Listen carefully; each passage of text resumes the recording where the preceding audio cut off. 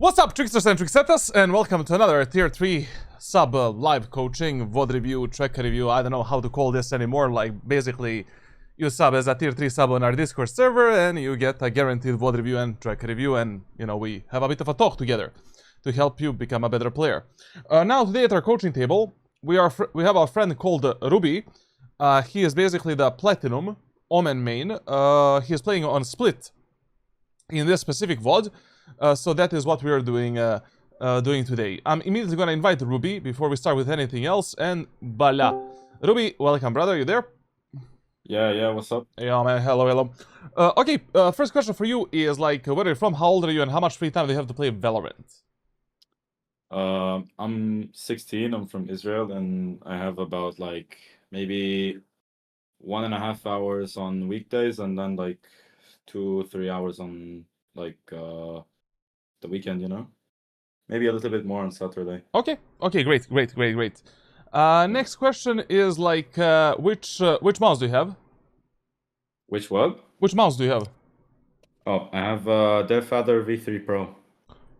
Okay, no, not a bad choice. Which mousepad do you have? No. Which mouse what? Sorry? Mousepad. Ah, mousepad? Pulsar Superglide V2. Okay, keyboard? Just a random, like, mechanical red switch.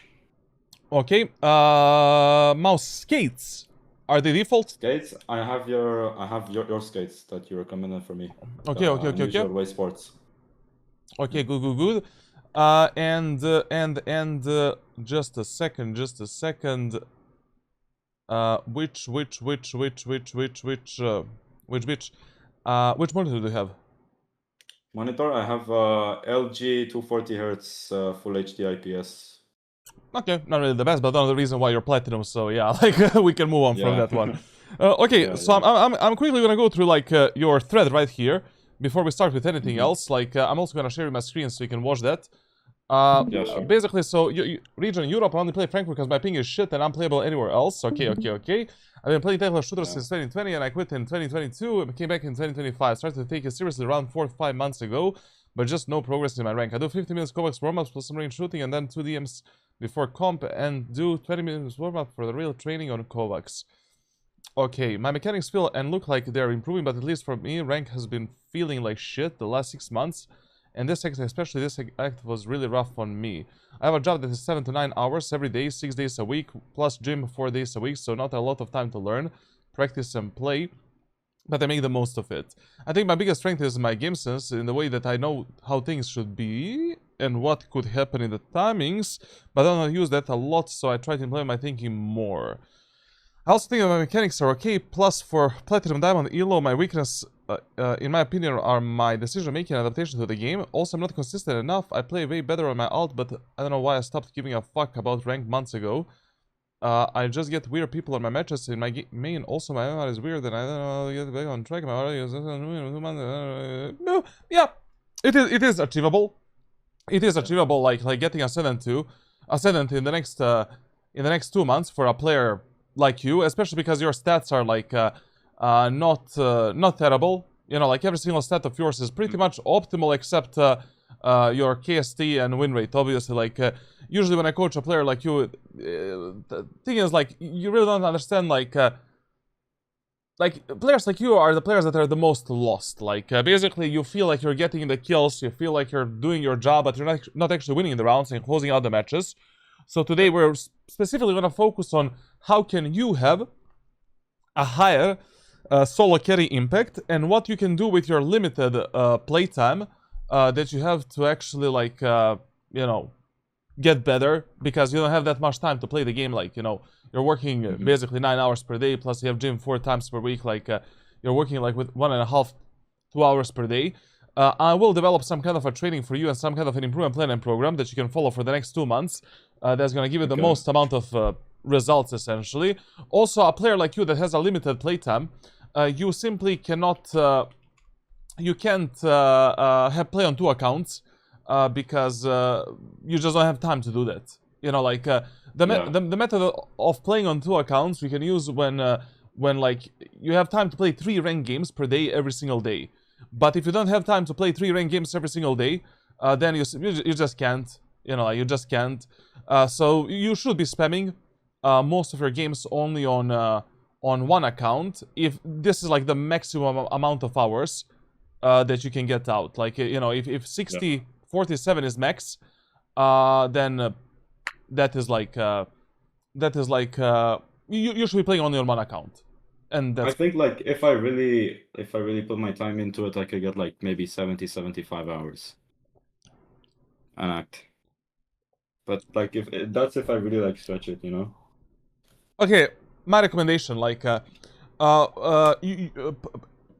play every single day one ranked match on one of your accounts where you feel like 100% ready and focused to win. So let's write it down here.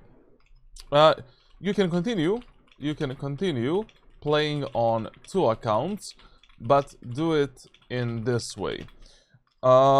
Every day, play one game with 100% focus on one account, and every other match you should play on your second account. So this is the method that you can implement. Like, basically what you can have is like two main accounts. One main account is like a no excuses type of account. Like, you only play like when you feel ready to play. Like, you feel like you're 100% ready to perform, give it your best, and stuff like that. And every other match you can simply play on your second account, and that is the account where you like practice, try to keep the playtime up, and just try to be present in the game. So, and you can choose like which account is gonna be, you know, which account is gonna be the main account, and which account is gonna be like an alt spamming type of an account. Okay, what else is here? Like, I mean, Omen and Jet, and I play Clove occasionally when I feel like I would do bad. My meta is pretty fried, and I think I just lost confidence in my ability to perform, and therefore I play even worse because of it. Now listen, like, when it comes to your performance, like your mentality, like, for an average player that never got Radiant, like, your mentality cannot be fried, like performance type of mentality, because you never got Radiant, and you never had that time to actually fall off.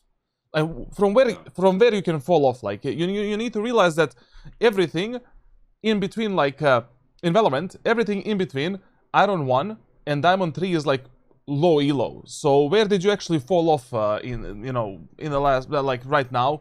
Like, all of these ranks are low elo ranks where players don't know like actually what they're doing. Like, their game knowledge is very poor, decision making is very poor, mechanical skill is very poor. They all need to work on the same problems. So basically, if you have a bit of the, you know, like, mentality problem, like, my number one advice for you would be, when you're joining the games that you're playing, basically, like, don't, like, always behave towards your teammates like you're playing with the 4 AI bots against the 5 AI bots, but literally always. Basically, you know, online players are not real humans most of the time, like, and basically, like, you cannot, you don't give a fuck about their opinions. Like, do you know these people? You don't know them. Do they know you? They don't know you. Maybe you have an off game, maybe they have an off game. It doesn't fucking matter. Like, every match you're getting with a mentality that you just want to win, you just want to try your best, you want to try to learn something new and perform maybe for like 0.1% better than yesterday, and you're just trying to figure out like some solutions and some strategies and tactics, how you can work with the 4 AI bots that you got in that specific match to win against the 5 AI bots that you're playing at that moment of time. So when it comes to the confidence problem, like, basically, there are 3 things that are very important that you need to kind of fix with yourself and find the root of your problems when you're grinding any competitive game. Number one thing is that you need to have an ego, but a healthy ego, essentially. Like, so basically, like, when you're getting in a match of Valorant, League of Legends, any game, you need to get in a match with a mentality that you are the best in that game, and if you don't perform, you're not gonna win a match. Like, you need to get in every single match like that, and you need to play in a way where you're playing a bit more selfishly, where, like, obviously you're not baiting the shit out of your teammates and letting them just die and do whatever the fuck they want, but you're kind of valuing your life more than anything else, except just winning. Like, you will do whatever it takes to win the match, obviously. Like, if you need to die, you're gonna die. If you need to go for a suicide play, you're gonna go for a suicide play. But you need to be getting into the games with this type of mindset. Otherwise, like, grinding ranked games is always gonna be a pain in the ass for you. Second thing is, like, you truly need to enjoy the game that you're playing. Like, players that usually have fun with the games they're playing, they improve like 10 times faster and 10 times more than a player that doesn't enjoy the game they're playing. So at any moment of time, if you feel like you don't enjoy playing Valorant, or you're not having fun with Valorant, you should not be playing Valorant during that specific act or during that specific period of time. If you don't, like, at the end of the day, this is a video game, you know, and same as with anything in life, like, I don't know, like, if I pay you right now to work in a, I don't know, bookstore, are you gonna love that job? Probably not. Like, you're just gonna do it for money, and you're probably gonna underperform than someone that actually likes reading books or likes actually working in a bookstore. I don't know, like, there's people that love doing, you know, other stuff. So you need to have fun. Like, you need to have that mentality. And number 3, mentality that you should always have is, like, you don't have your peak. Like, you don't have any skill ceilings, you don't have a peak. Like, basically, throughout your whole Valorant career, you should always have, I mean, in any video game, essentially, you should always have the student's mentality. Like, basically, at every moment of time, you can learn something new. At every moment of time, you can get better. Like, if, you know, if professional players are trying to get better every single day, you know, there's probably something that you, as a platinum player, can also do better. And also, you need to realize that if you're already playing in these ranks right here, like this platinum, diamondish, etc., like, you deserve to be here. Like, no matter what these stats tell you, like, if you're playing in a specific rank and you didn't get boosted, you didn't get, like, boosted by your friends, like, you didn't play duo Q3 or Q5 stack, or you didn't literally pay someone to boost you, you deserve to be in that rank. And you should, like, basically, you should not have a ranked anxiety where, like, you're scared to underperform or some kind of a bullshit like that. Like, and basically, your teammates cannot have the ego that is higher than yours, because literally we're all in the same rank, in the same lobby. There is a reason why Valorant servers match-made these 5 players together against these 5 enemies, and also enemies are nothing better than you. If enemies are better than you, they're maybe better by, I don't know, 5 or 10% maximum. But that 5-10% is like what you should be working on a daily basis to get better and to get on their levels and to start shitting on them in the future. And you should be willing, you know, I would much rather play against rank 1 players like 24/7 than playing against, you know, immortal shitters or something like that, essentially.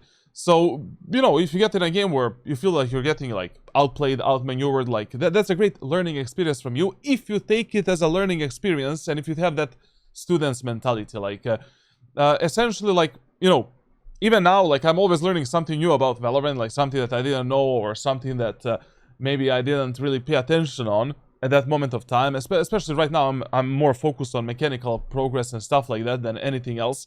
Like, there's always something new that you can learn, and something at which you can get better as a player. I didn't even see you wrote this down here, so sorry for that. Okay, you have ROG Strix. You're playing on a true stretch. When it comes to the stretch resolution, it's really like a personal preference. Like, if you like it, cool, great, play on it. If you prefer native resolution, play on native. Like, there's not a single resolution that has some kind of an insane power levels over, you know, like the other resolution. Sensitivity a bit on a lower end, you know, not bad, like pretty, you know, middle ground for Valorant. Okay, not really middle ground, but a bit lower than a middle ground. But totally fine. Scopes is 1x. When it comes to the tracker, should I try the higher sense? We'll see now. Like, I'm gonna see your game plan, and I'll tell you. When it comes to the tracker, like, we did a tracker review. Let me just see what did. Fuck it. I probably didn't write that much. Like, yeah. So since the tracker review, you started. So we have Jet, Omen, Clove.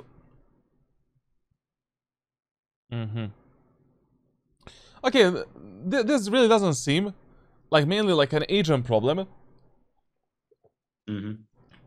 it's more I like think a just like my playstyle with chat is really bad, to be honest. yeah, it's more like you know, your knowledge with these agents is probably like not really the best, and generally like your your overall playstyle is not really in the position where you should be. But let me see the previous acts. So okay. Didn't I tell you to try Phoenix a bit more? I think so. I just like I don't know. I try to really work on my jet, you know, and Okay, okay, okay, okay, okay, okay.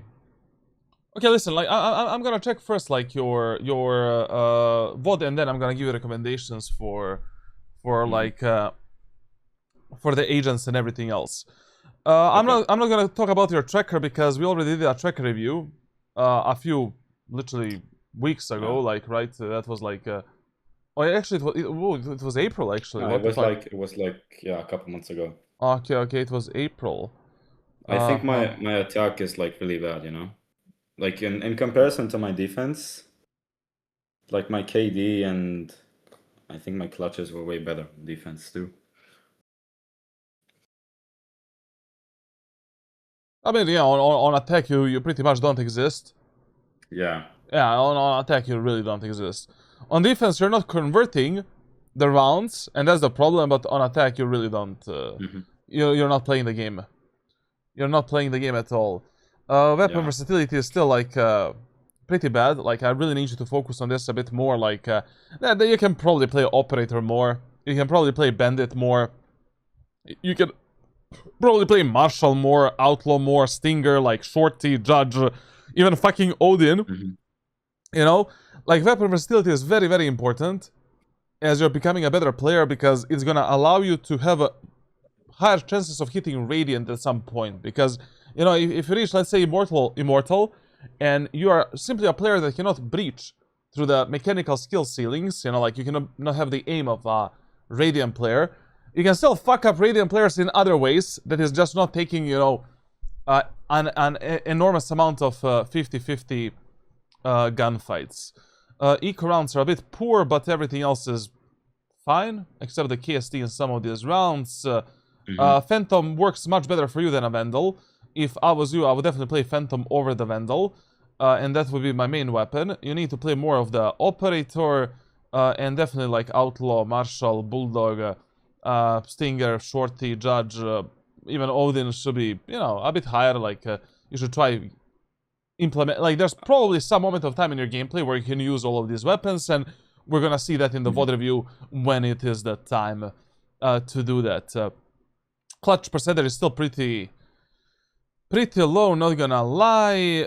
First bloods, first deaths, 50% is not good. You know, like first blood should be at least 20% higher. That's like a minimum. KST poor, like basically per match you have around 2 deaths that are, you know, like not that should not be happening to you per game. Hmm. Like basically the fights where either you can do something better to win them, or like you just don't need to take those fights alone, and you can just fight with your teammates or survive, for an example. But yeah, attacker side is like really interesting for you overall. Yeah. When it comes to agents, like when I go through your acts, like it really doesn't seem like this is an agent problem whatsoever. Like this is just a problem of what type of a structure you have in your gameplay and how you're playing Valorant. You know, like in this act, this is also platinum. You know, in 14 hours you had Yeah. like 54% win rate with the Omen. In this act, like you have like a negative win rate, and much more negative win rate. So like Yeah. basically on average, as we go through all of the acts, like this is not a character problem. This is a problem that you have a problem. You are the problem, essentially. Yeah. Yeah. And as I said, like probably during the tracker review, like this is not bad. You know, like in what amount of time you got into platinum, and you know how much you actually play the game, because you pretty much had a really big fucking gap. So like you didn't play Valorant whatsoever during this time, and then you came back, and you know, in just a few acts you managed to go from bronze all the way to platinum 2. And yes, like MMR of this account is probably a bit cooked I'm not gonna lie. Like, Yeah. usually, what I also recommend to players that I coach, a lot of the times when I get a player like to Diamond or Ascendant, I actually recommend them to make a new account. Because if you already became such a good player, you can literally play those 5 placement matches to like almost perfection. I mean, like you can probably perform really good during those 5 placement matches. And on a fresh new account, like it's so easy to build up a really good MMR and to snowball the games like to higher So I elo had levels. like triple double rank up on my ult to plat 2. Like I'm on Yeah, this, I'm better MMR in my ult at this point. but what would I recommend you is like just follow the method that we talked about here. Like just do this basically, like one account, one game per day, and on the second account, on that account that is worse, if this is you know, that account that is worse, just on this account you can spam every other match where you're practicing, trying to get better, and just putting in the time and work. Okay, share your screen, going to Valorant and going to practice range. I just want to test you a bit and see what's going on. I'll open it up real quick. Yeah, sure. I'm gonna focus on the chat in the meantime. Yeah. What the fuck is going on, bro? Like, I know, yeah, both of you here, you're debating some shit.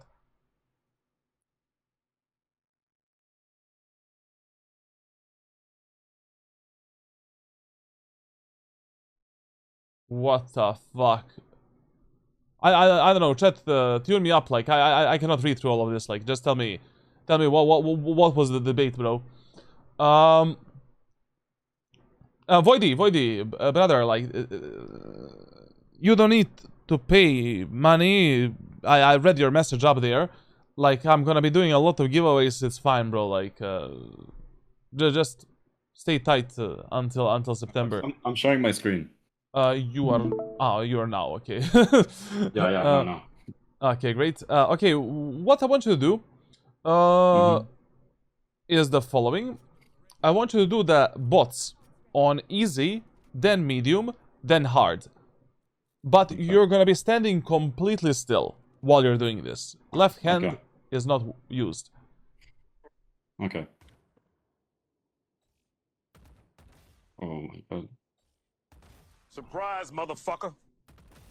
23ヒットイズ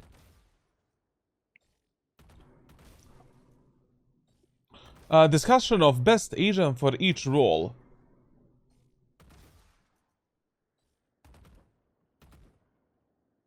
Nilo, thank you for the sub, man. Thank you for 23 months, bro.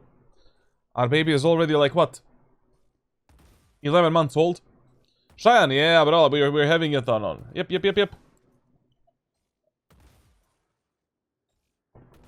Nose. RCP Ultimate. Straight up. I don't know, man, like you get a coaching based on your budget and based on how much time you think you're gonna be playing the game. That's the only thing I would tell you.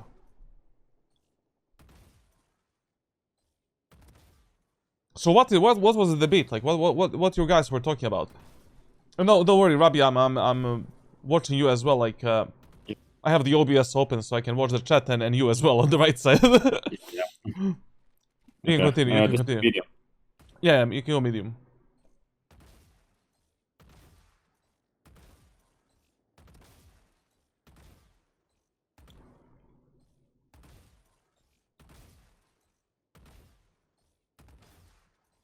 Is it normal that the match quality is it normal at the end of the act that match quality goes down? Yes. Like you never play Valorant in the last you never play Valorant in the last 5 to 7 days of an act and the first 3 or 4. Like that's during that time you take a break or you play on your alt. Too many trolls, win traders boosting and stuff like that. Okay, hard. Interesting. Yeah, hard. You can go hard. Yeah.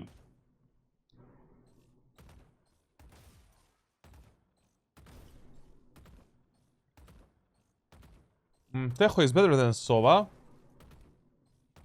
Objectively, no, but depends on the rank and the player's playstyle.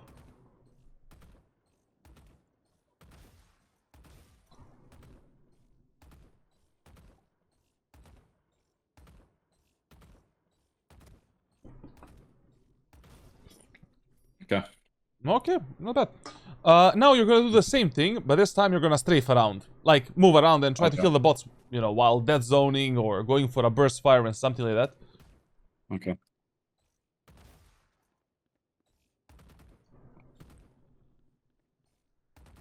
So long, bro. Yeah, I know. I'm losing like my timing and shit. I know, no, I know. Like, easy is sometimes, like, for better players, like, interesting to see.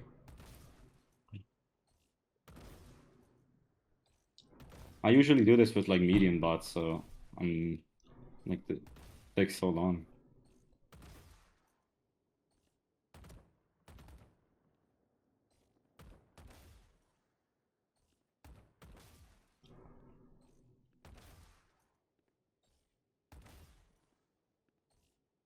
They were yapping about how good your OnlyFans content is. Yeah. If I had OnlyFans, I would probably not be playing Valorant right now.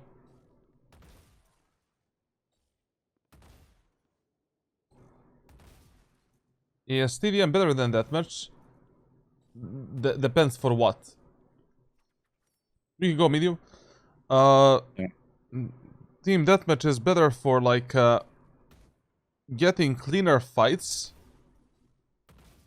but deathmatch is better for like practicing gunplay overall and movement and map knowledge. Let's call it muscle memory a bit, you know. Gattuso plays Valorant too. Think about it. Think about it. Yes, Horku says Gattuso. Puta. What did you say yesterday? Puta. Fuck, man. I'm so sore.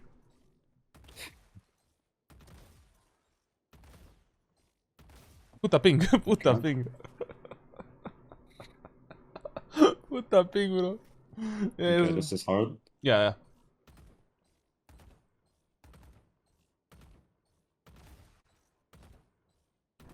Holy shit. All good, man. All good. Wait, It's okay, man. Like I'm not here to judge you how many you're gonna kill. Yeah, I'm just testing something else. Like, it's okay. No stress, no nothing, bro. Like, we're all here to get better.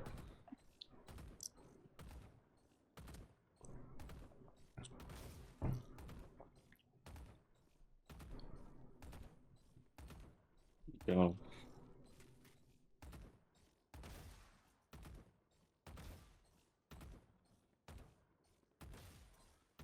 Okay. Show me your settings. Go to general. Yeah. Scroll down a bit. Down. Show bullet tracers. Turn on the bullet tracers. It's just better. I don't like it. Like, Nah, it. on average, I think it's better for the players. Like Okay. I don't fucking care if you like it or not. Like, use Yeah, it, use it for now. Use it for now. Like, just try it for the next like 6 months at least. Like, but Okay. on average, I just feel that 90% of the players that I coach that are below like Ascendant, like, you guys really lose yourself. Like, when the bullet tracers are not on, when it comes to spraying and when it comes to like some level of burst control and stuff like that. So for now use it. For now, use it. Okay. Yeah. Go to controls. Wait. Why do you have Yes. network buffering on medium? I never really like. On what should I have it? Minimum. Yeah. Like, this is really fucking bad. I don't know how you play I them. never knew like you're supposed like it mattered that much, you know. Okay. Minimum for Yeah. now. Controls. Yeah, sure. Scroll down. I have like on my space I know, bar, it I know. activates my crouch as well. Okay. Okay. For that jump crouch mechanic. Okay. Yeah. Okay. Go. Never mind. For Okay. the toggle zoom level, you need to have some kind of a button assigned to that option.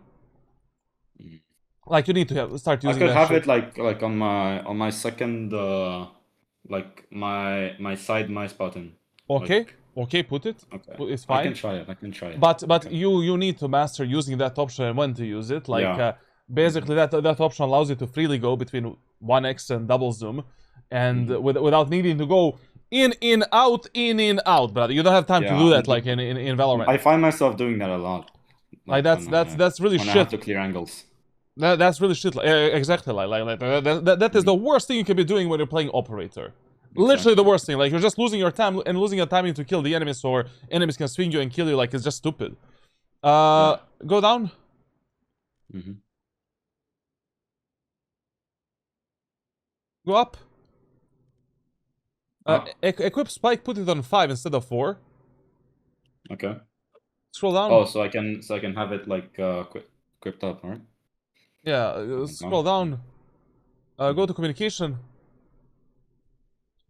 Technical calls in the chat. Turn that on.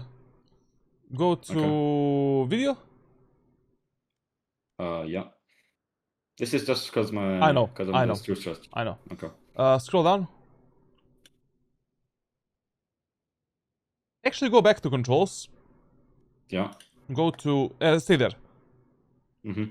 Okay, go to video. Okay. Graphics quality. Anti-aliasing. Fuck it, you can keep it on 2x. It doesn't matter. Improve clarity on. Experimental sharpening on. Mm-hmm. Bloom, you can keep it on as well. Okay. Go to audio. Audio. Yeah. Okay, go to voiceover.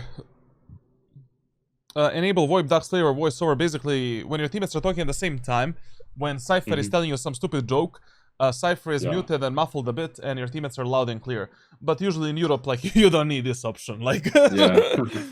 okay. Nobody's speaking, bro. Okay. Yeah, I know. You can stop sharing your screen. I've seen everything that I needed to see. Now you are the star of the show, and we start with a VOD review. Okay. So we'll see what's gonna happen here. I don't know yet. We have split. Omen. We are on split. To be clear, like I don't have a playbook for split for Omen. This is like me purely playing it intuitionally. Now you're gonna see why you should not be playing Valorant based on your intuition. Until you reach at least like Radiant. At least. This will better make my peace rise. Why, bro? Chat, like, I cannot be playing Valorant every single day. I mean, like, we're gonna play ranked later, man. Like, we're one game away from that Immortal 2 on any account. This act, we can maybe get Immortal 3. Like, maybe. Even though I'm getting plus 15 for a win. But we can pull it off. We have 3 days, so it should be possible. We'll play. Okay, so, split. You get in a match of Valorant. Before the game even starts, you need to have some kind of a plan or some kind of an idea what you should be doing in the most crucial rounds of that specific map. But when it comes to the enemy economy, your team composition, enemy team composition, what we should be doing in the early 4 to 6 rounds, and how we should play this map in general. So on a defender side, you should play split as a fast rotation map, meaning that map control really doesn't fucking matter for you, and you always prioritize the team play over the map control. Like basically, fast rotations, left and right. Enemies are fighting your teammates on B. Send it on B. Enemies are fighting your teammates on A. Send it on A. Also, remember that on this map, you always prioritize the control of the B tower and A tower over the control of the bomb sites. Basically, if enemies are doing some kind of a split, or they are, let's say, contesting your teammates on mid, but you don't know if someone is here, help your teammates on mid and finish all of the gunfights right here in this area of the map. On split, you lose the B tower, you lose the A tower. God help you. Like, your teammates can make enormous amount of mistakes. They can die in so many different ways. They might not expect some of these timings that enemies might pick on the attacker side, and you really don't want to deal with that shit in ranked solo queue. On a defender side, you should be playing split in a semi-aggressive way, meaning that every single round you should be gathering info somewhere, or trying to go for some aggressive, semi-aggressive peaks to punish the enemies. So, For an example, in the Amen, going for a dead zone, right, dead zone pre-fire, right here, for an example. Jump spotting the enemies for info, and then repositioning somewhere else. The worst thing you can be doing on split is consistently playing behind this line, behind this line. Actually, let me draw you the line, like that's easier. Like, Yeah. you know, like you're consistently playing behind this line, behind this line, behind this line, behind this line, behind this motherfucking line. Like, especially if you're playing the bomb set alone. Like, you need to gather that info at the start of the round.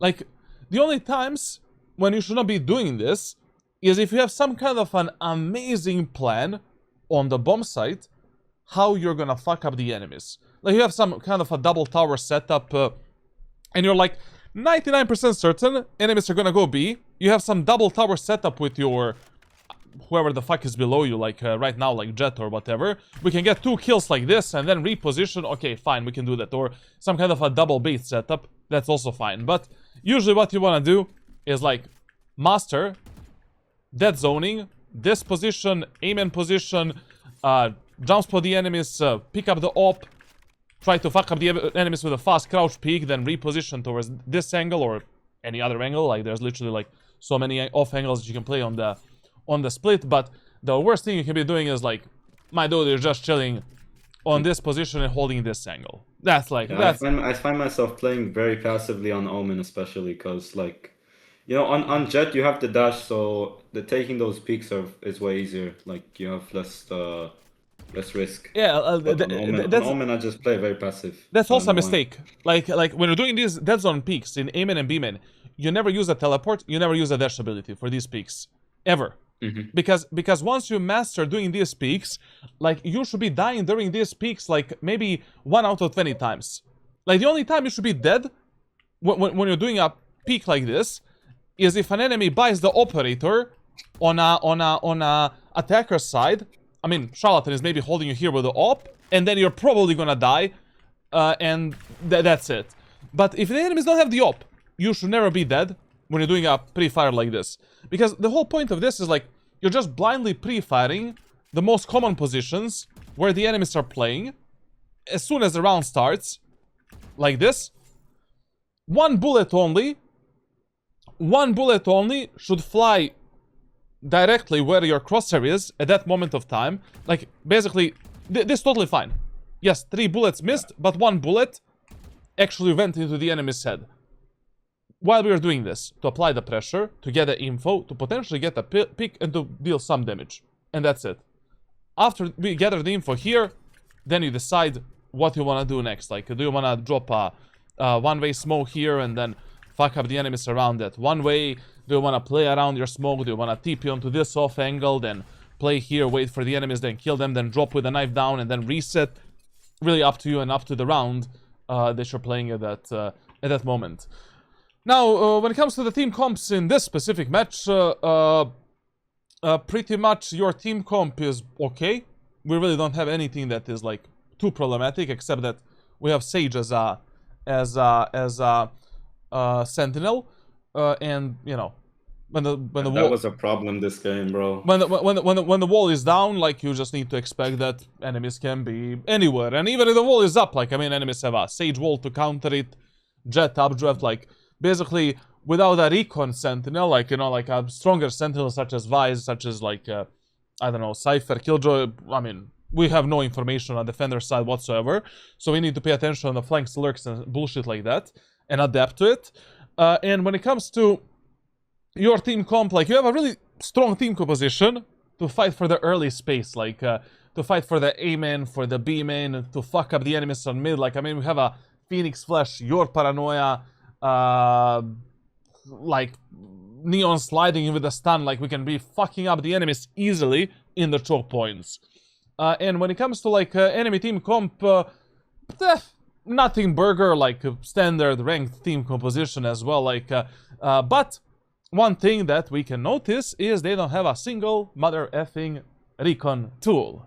So basically, when enemies don't have an initiator, you wanna be pulling out that motherfucking operator as soon as possible and start, you know, destroying the anal cavities of these enemies. Like, literally, especially against this team comp on split, you should be getting the operator in the round number 4 or 5 maximum.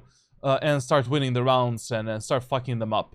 And also, against this team comp, you can abuse shotguns more, especially with Omen and, you know, around your Kabi position smokes.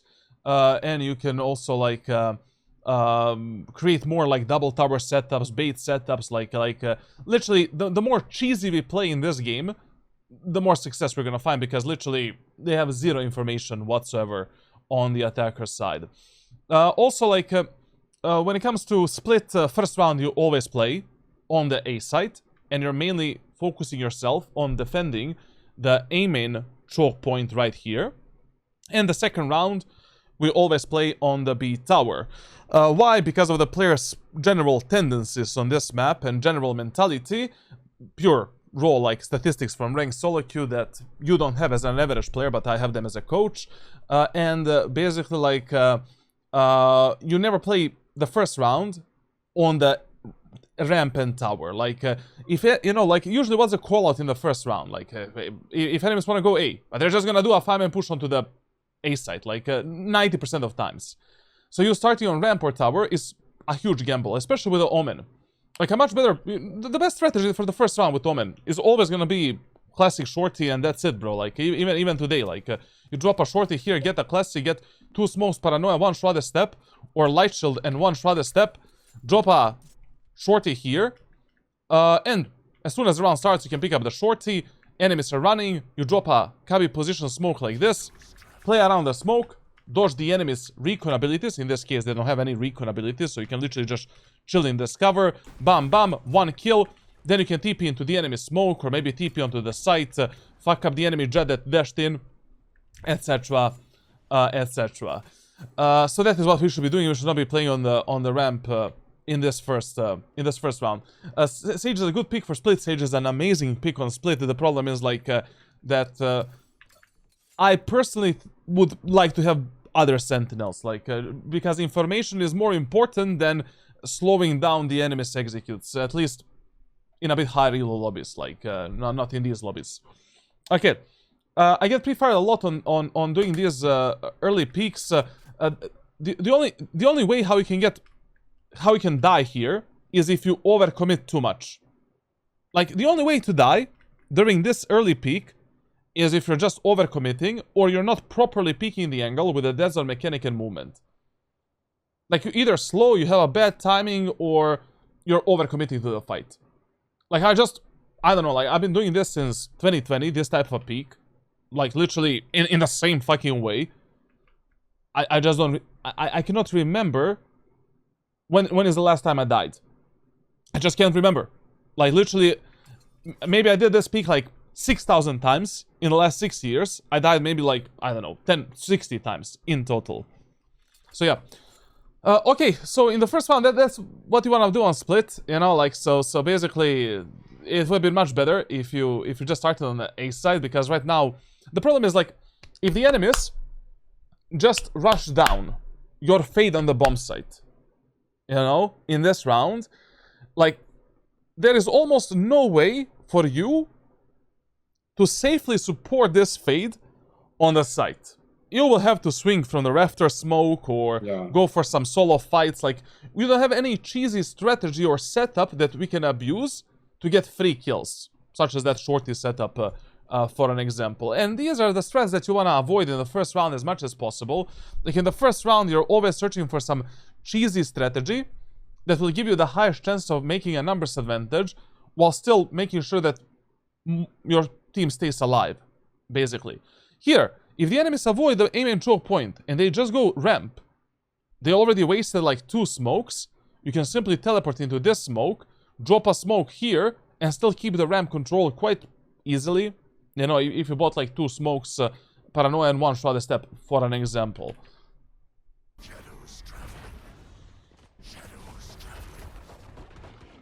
Okay.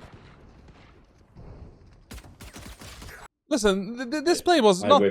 Yeah, this play was not bad. One thing I would recommend you, in like when you're already on the tower, So when you're already here, and you already know that the enemies are not in this corner, and you want to fight the enemies on the ramp, it is much better idea if you throw a deeper smoke like this than this shallow bullshit of a smoke. Basically, this smoke, usually you throw like when you need to retake the A tower, when you don't know how your teammates are gonna fight on the A tower, you don't know really what's gonna be happening here. Enemies might already be in this corner, they already took a lot of space, like that is when you drop this smoke. But when you're in this scenario where like you already know that enemies cannot be here, and you wanna fight the enemies on the ramp solo, it is much better if you deploy this smoke, because then you can maybe go for some surprise play around this corner, try to fuck up the enemies, like we can maybe play in the smoke on this edge. Usually what people do is like they enter this smoke mainly from this position, like this. You play on this corner, bam, get a kill. You want to pick them from the boxes, even better. Like you can just get up on timing, try to fuck up this guy, and also it's just a lot easier holding for you to hold this smoke. We can just chill here, wait for a rotation. Enemies can only peek you in this line, and you keep a lot of space for your team. But generally speaking, like this is how you should not play the first round of split. Like this is just terrible, man. You need to play on the site, and you need to be defending the Omen choke point.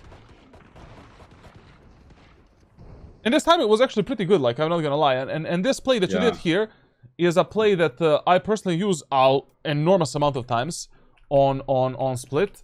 Basically, like it's a really good strategy to surprise the enemies, because a lot of the players in Valorant are completely neglecting this box right here on the ramp. And I don't know, like it is the same problem as the problem with the ascent box on the rafters.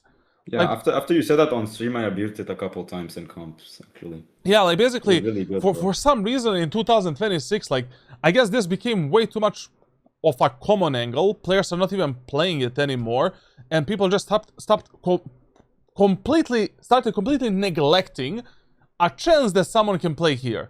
Same on split on the ramp. Like the last time someone checked me here, but properly checked me with utility and just cleared me there, expected me to jump on top of the boxes, I just don't remember. Like it was like 2024 or 23 or something like that, to be honest. So this play, like would you just start here, hide from the enemy's flashes, utility, and then go for a jump crouch or just pick them on timing? Good shit. Also, you picked a very good timing. Just, we pretty much just whiffed the shots here, and that's why we died. But wouldn't it be easier for you to get 1 or 2 picks with a shorty around the cubby position smoke in the choke point? Like on every map where you can create these cheesy strategies to get free kills with a shorty, with a bandit, with a classic pistol, depends what type of strategy we're using, and is it a solo or team play strategy. You always want to do these strategies. Always. Like for example on Breeze. On Breeze it is diabolical starting on the bomb sites in the first round with 0 information. Like that's literally like diabolical. But doing a 2-man push through the elbow is literally the best first round strategy. Like first of all, players are never gonna expect like 2 of you guys taking space that early on in a match together. One guy can fully bait the other guy. This guy dies. Even if he dies for 0 kills, this Fade can get literally like 2 or 3 kills alone. Because who the fuck does a 2-man push through the elbow in the first round? For an example. Like, when you're playing ranked, you're mainly playing against players' usual tendencies in ranked. Like, that is what you need to understand. Like every single rule, every single tip that you're getting is purely based on how an average player thinks in ranked, and what an average player would either do or expect in a specific situation, in a specific rank in which you're playing at that moment of time. So, just for this low elo and a platinum rank right now, the strategy was just way too boring. Like you just played ramp with a ghost, and what then? Like you're just picking 50-50 fights for no reason. Okay, I love here that you're playing Bandit. Bandit is an amazing eco-round weapon. If you want to invest a bit more credits in the second round, just make sure that in the round number 3 you can get some kind of a good weapon. Like Judge Heavy Shield, Vandal Light Shield, Phantom Light Shield, like something that you need to have some kind of a plan that you want to do. I try to get around like 4k credits after.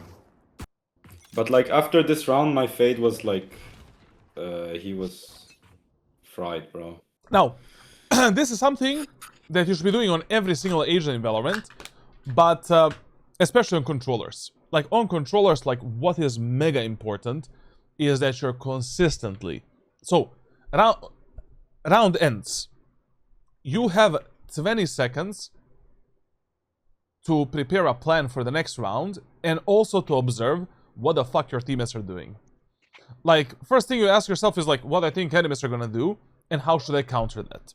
And you try to find some solution for that. But then the last 10 seconds of a preparation phase, your eyes are glued on the minimap and you're just analyzing what each of these idiots is doing at that moment of time. Do you need to support anyone? Can you use someone to get some kills or to refrag him or for something, etc, etc. Like here, in this second eco round, if I see that my fade is looking towards this barrier with this type of a body posture, you need to prepare as a controller this smoke right here at the choke point. Like, not dropping that smoke. I just don't know, like, I don't know what my fade is gonna do right now. First of all, if she goes for a dead zone or a jiggle peek in a round where he has a classic pistol in the aiming area of the map, the guy's just gonna die for free. But if I give him the smoke right here, this fade now, you know, has some chances to maybe get a kill with a triple shot or something like that. You know, like I'm maybe gonna slow down the enemies a bit. We saw on the minimap that all of the other teammates are playing passively. So, you know, that's the only guy that we need to support. And also, if you're already starting A, and you see that your fade is playing a bit closer to the aim-in, and you have a bandit, start ramp. You know, so that once you drop this smoke, no matter what fade does, you're ready to fight with the fade, and ready to, you know, like, support that mother effer. You know, like, or maybe we can surprise the enemies from this angle, try to get a pick like this. Enemies are moving in, try to kill them here, get a bit closer. With a bandit, generally speaking, like, in these eco rounds, you want to play a bit closer to the enemies, because you want to mainly fight them on 0 to 10 meters, so that one bullet to the head is literally just an instant kill on that range. But you always need to dial your positioning based on what your most aggressive teammates are doing in the round. Best smoker generally currently, Omen, for ranked. For ranked, Omen is always going to be the number one controller. But if you look at the team play value, and we look like, you know, at esports as well, Viper is always going to be like one of the best controllers. But you need to play a double controller setup, obviously. And in ranked, playing a double controller setup, good luck.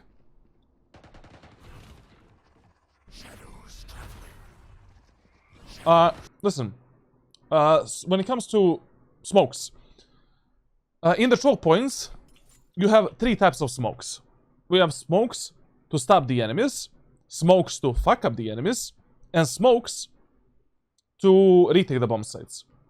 A smoke to retake the bomb sites is always the smoke that is exactly on the choke point, that is not allowing the enemies to create any other angles. They just need to swing out wide open. So, in the B-main, this is a retake smoke, for an example. A smoke to fuck up the enemies would be some kind of a one-way, some kind of a strategy smoke, etc, etc. In this example, it would be a one-way smoke up here, so that we can see the enemies' legs down here, and try to get a kill. Or around this smoke, we can also play with the shotguns in one of the rounds, and just pop onto the enemies and trade ourselves for 1, 2, 3 kills. And the smoke to delay or stop the enemies should always be a deep smoke in that choke point. So basically, a smoke like this is a proper smoke to stop or delay the enemies, because they need to get all the way inside of this choke point, then they need to get out of the choke point onto the bomb site, like, which gives your teammates a chance to fuck them up with utility or to spray them down. So in the aim and area of the map, you know, if you're dropping a smoke to stop the enemies, always drop this smoke deeper towards the enemies like this, so they still need to cross this area of the map as well before they end up on the site. Like, the enemy jet needs to use a dash from this position, already. Or she needs to waste a smoke in order to reach that angle. Like if the Jet wants to smoke dash into this angle right here, which would be a default Jet execute on split, she cannot do it when this smoke is this far up in the enemy's ass. Like she will have to waste the first smoke to cover this and then to get into that corner right there. But in this example, you know, even dropping a smoke like this would not be a bad idea, because your Fade with a classic pistol was playing here, and this cubby position smoke might have allowed your Fade to maybe fuck up the enemies and get some kills. So generally speaking, like when you're dropping a smoke for your teammates, you just ask yourself, like, what type of a smoke would I like to have right now if I was playing this agent and if I was using this weapon at this moment of time? Okay, nice kill. That's why Bandit is so good. Now here, you kinda greed for this weapon too much, man. Like, you know, like, if you kill a guy like this, and enemies are moving to the site, you need to expect that enemies are probably gonna drop a bit of a spray in the smoke. And generally speaking, like, in ranked solo kill, you should never greed for the guns. Like, picking up the guns from the ground is your last priority in almost every single scenario, except when you have a shotguns and you need to have a weapon that is like a long-range weapon. Bandit is more than enough to get 4 kills right now, and to finish this round and to get the ace. Like, right now, you should be playing passively, preserving your HP, mainly focusing on getting the info on the ramp with a Sage, trying to clear the ramp and see, like, if any enemy is lurking there, you know, what is the enemy Reyna doing, because Reyna pushed the ramp in the previous round, and we need to expect that push once again. And generally speaking, like, whenever enemies are pushing A site, okay, you get a kill in this smoke. You don't have a single teammate on the site. Your number one priority, if you have one teammate with yourself here, should be regaining the control of the ramp, clearing the aim area of the map, and being ready to do a very, very fast retake on the A site once your teammates clear the screens area of the map. So every second that you waste here is just a wasted second, because enemies still didn't plant the spike. If we clear the aim and ramp really fast, with these two teammates that are rotating, we can go on a really, really fast retake. Like, as soon as the enemies plant the spike, we can already send the retake.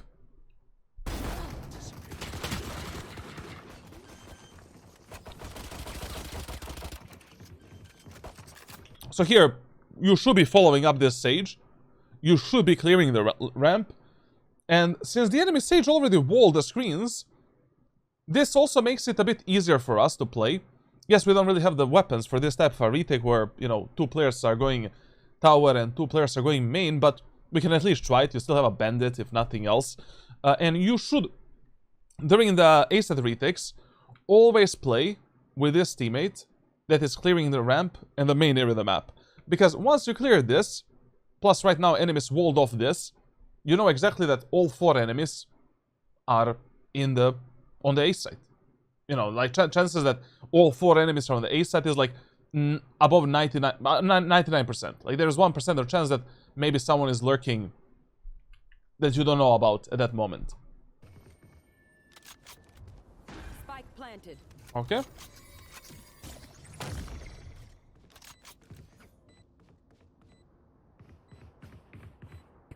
Ruby, are you there, man? Holy shit. Ruby had an accident, bro. We can...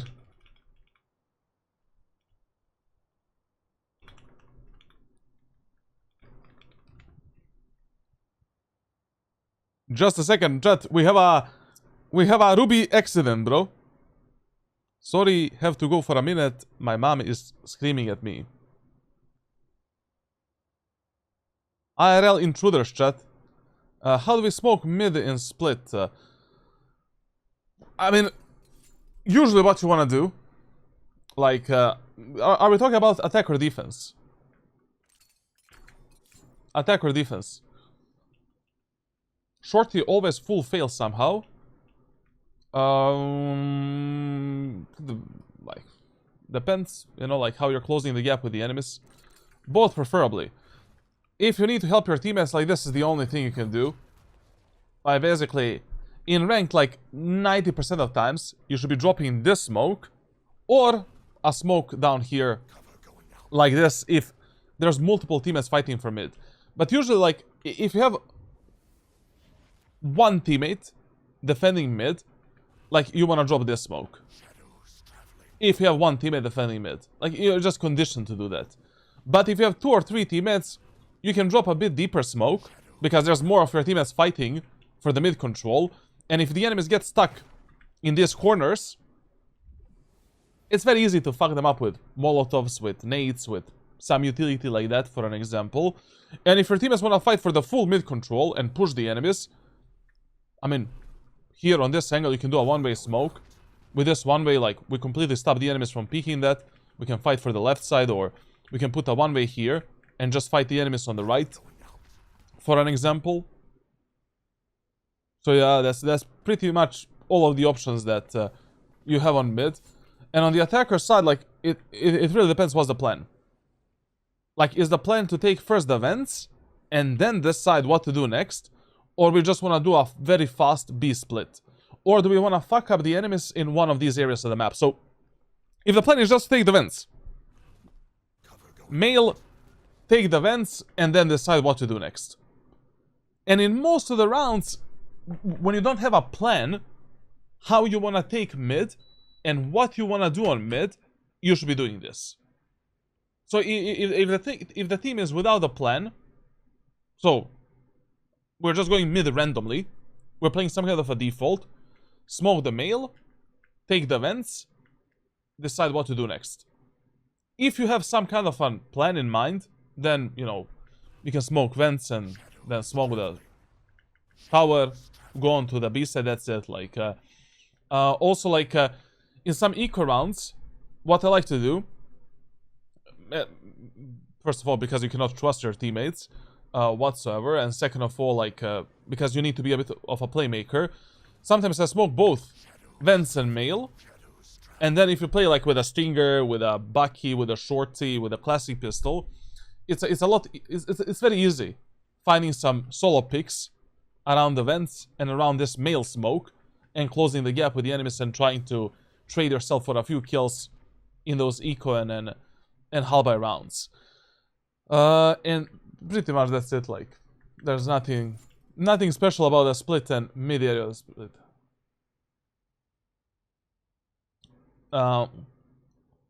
Okay. Ruby said I can watch it back. I don't mind. I don't want to waste your time. Okay. So Ruby is unfortunately out. Okay. Unlucky, bro. Unlucky. But we can continue this VOD review. Why not? Let's do it. Just the Ruby is not gonna be here.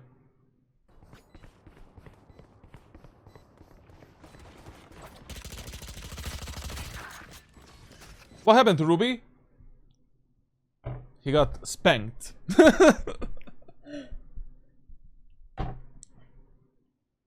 Brother, I think the top 5 feelings in life is when you move away from your parents' home. Definitely top 5, bro. Like, if I was living with my parents still, somehow, I would probably... I would unalive myself, like, 100%. Like, there's no fucking way, bro. Like, I moved away from my parents when I was, like, 18 or 19 years old. Literally, like... Brother. I mean, free food is great. You know, free washing stuff and all of the other stuff and having a companion in the home and stuff like that. But you have zero freedom, man. Do you also hate when your mom doesn't let you become an esports pro? Personally, I didn't have those problems. Like, my parents pretty much were like... As soon as I showcased to my parents, like, my first payment check, they immediately shut the fuck up and let me do whatever the fuck I want to do. Literally, instantly. Like, I was like 15 or 16 years old. I showed up home like with 1.5 thousand dollars. Check. Like, son, do whatever the fuck you wanna do. That's it, bro.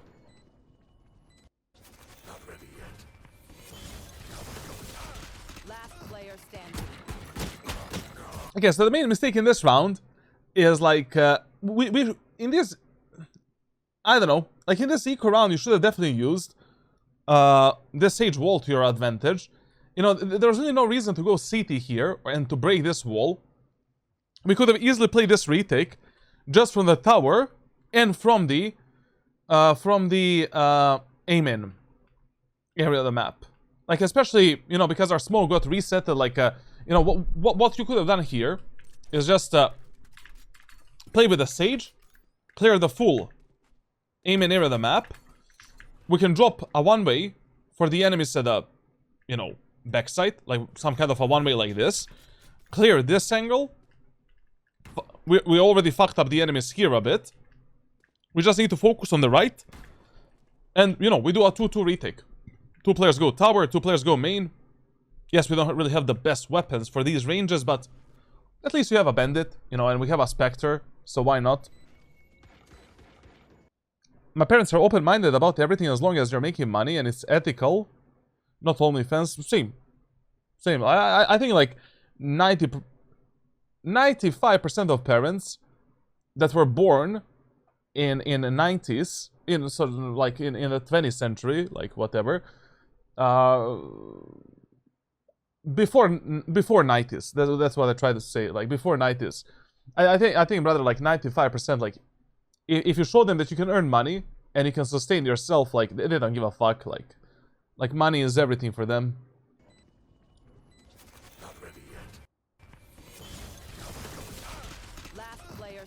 Also, what I don't like here in your gameplay as the Omen player is that when you end up in these situations where you're in a huge disadvantage, whether it is economical or numbers disadvantage, you need to start thinking in different directions. Like you really need to get out of your comfort zone, get out of your default playstyle, and start creating the chaos. You know? Like here, if only you and Phoenix are alive, you're playing like 2 versus 4, for an example. Like, doing a smoke here, it just doesn't give you anything. It doesn't give you any advantage to isolate 1v1 fights. It doesn't give you any space to create a chaos or to outplay the enemies, you know? But in this example, if you drop a smoke like this smoke allows you and gives you cover from all of these angles here to clear the elbow and to clear this angle as well. Then through this smoke, we can maybe catch one enemy off guard. Then we can use a fake shrouded steps to reveal the enemies, apply the pressure, and make the enemies think we teleported, I don't know, like, to Jesus Christ. But you did a fake teleport just for the reveal. Then you swing out, you know exactly where to fight and how you should fight. But just, you know, dropping this smoke, and you didn't even take this map control, and you're fighting 2 versus 4. I mean, you're most of the times you're just gonna get in a meat grinder, where like 4 enemies are gonna just be watching that choke point and killing you. So with the smokes, like you should always think in a direction like when you end up in a disadvantage, how can I isolate 1v1 fights? How can I cover the most amount of the choke points from which enemies can see me, the angles from which enemies can kill me? And is there any way I can actually outplay the enemies with my shrouded steps or at least reveal them?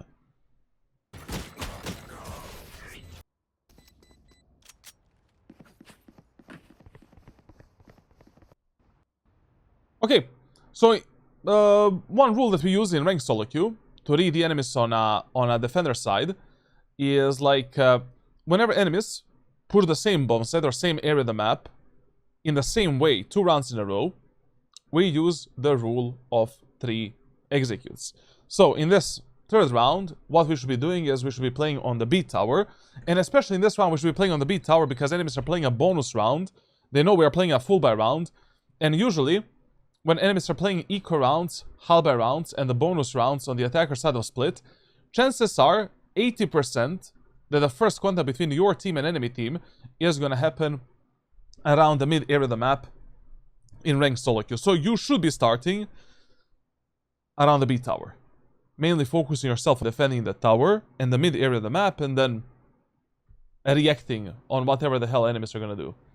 Suddenly no, see you later, man.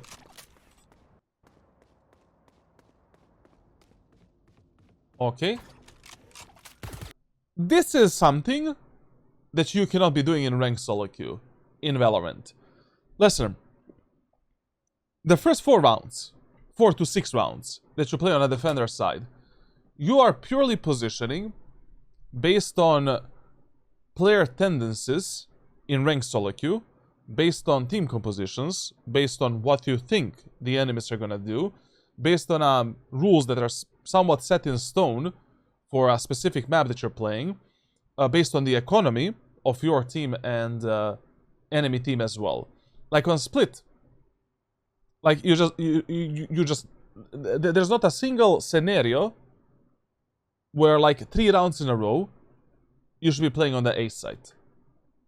Not a single like combination of enemies executes or utility or like whatever that should make you believe that enemies are 3 rounds in a row gonna go onto A side. And this is gonna give you the least amount of chances to win these initial 3 rounds. So basically, like in this round, on split, like first round, you always play A. Second round, always B tower. If you lost both of these rounds, third round, once again, you play on the B tower. And then from the round number 4, we're following some of these common rules to read the enemy's patterns. Do enemies go A, B, A, B? Can we apply the rule of fear? Can we apply the rule of 3 executes? Can we apply the rule of tendencies? Can we apply this rule, that rule, etc., etc.? Like, you cannot be mindlessly positioning on a defender side, or God forbid, you're anchoring a bomb site, or like that is your default bomb site. Like, God forbid you play 12 rounds in a row on the same site with a random teammates. At that point, you're just gambling. At that point, you're not really controlling your fate of your rounds and of your games. You're just gambling on what type of teammates you're gonna get. When you get good teammates, you're gonna win on a defender side. When you get bad teammates, you're obviously gonna lose on a defender side, and that's gonna be your life.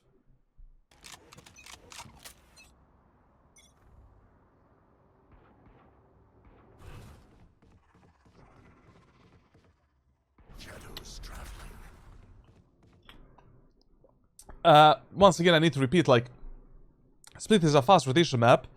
Don't try to overthink it too much. In the first 4 rounds, basically on the first contact between your team and enemy team, move, make a rotation, or like take space, take some space, do something, anything. Just don't anchor the positions and bomb sites. So here, your team has given you info. Enemies are going A. Just go. Just go. I don't know how enemies are playing. I don't know why did I turn into Donald Trump for a second, bro. Like, I want to sneeze. I don't know how the enemies are playing. You know, you don't know how the enemies are playing. Like, the more you try to be a smart ass in the early 4 rounds, the less success you're going to find in ranked solo queue, because ranked players are usually not that deep. With how the job market is currently selling, currently looking, my girlfriend will need to sell feet pics. But to be honest, like, I really have no idea, man. Like, in big 2026, like, if I had a kid right now, I don't know, like, what I would recommend him, man. You know, like, what type of advice I can give him, like.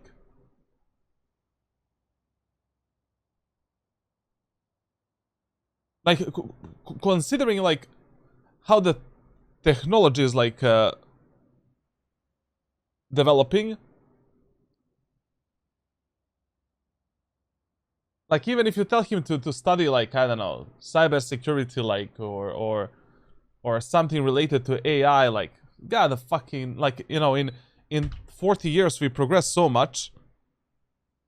God knows what's gonna happen in the next 40. You know? When it comes to the regular jobs, probably like...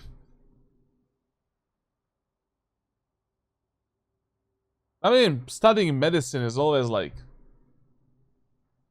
decent stuff, I guess. Like, I mean, you need doctors, like, obviously, but...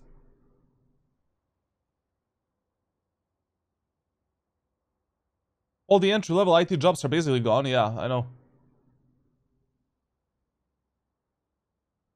But yeah, but for medicine, you need a passion. You need a passion for that shit, bro. Yeah, no, I understand. I'm just telling you, like... what's, like, the safe bet? I guess medicine is a safe bet, no?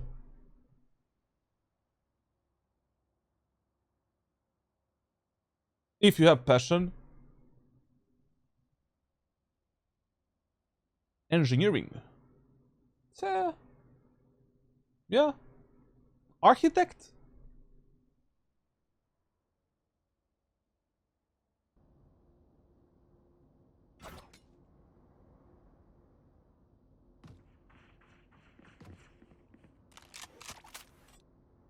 So, what your Fade is doing right now is really fucking good. And this is what you should be doing on Split. Like, on Split, you should not be playing so passively, so boring, like, just waiting to see what's gonna happen. You wanna create your opportunities, and you wanna be the one fucking up the enemies. Like, in the first 2 rounds, if you already notice enemies are pushing together as 5, like, you either rotate B in this round, or you start taking more space, trying to F up the enemies if your teammates are already delaying and stopping the enemy's push on the opposite part of the map. OnlyFans model is a great recommendation.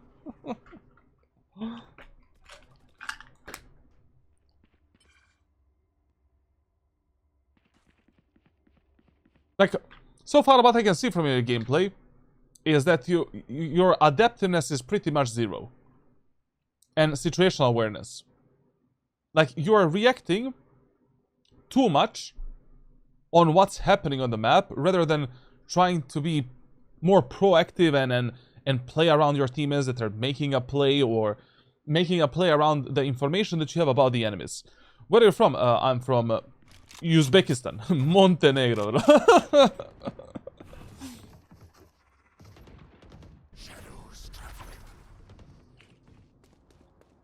But this is not a minimap problem as well, like, or any aware... This is just a problem of you not paying attention on what your teammate is doing that is literally playing on the bomb site on which you're playing at that moment of time. As a bare minimum, you should be paying attention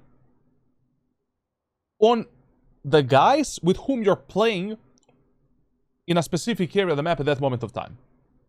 Like, if you're not paying attention on Fade, at least... Like, what are we... You know... Unfortunately, Rabbi left us, like, he has some problems, IRL. But, like, during this whole time here, like, what are we... Like, what's going through our head? You know? You should be doing something, like, we are holding the angle that our Fade is pushing and that our Fade cleared. We know that enemies are rotating from B towards A, we should have that information.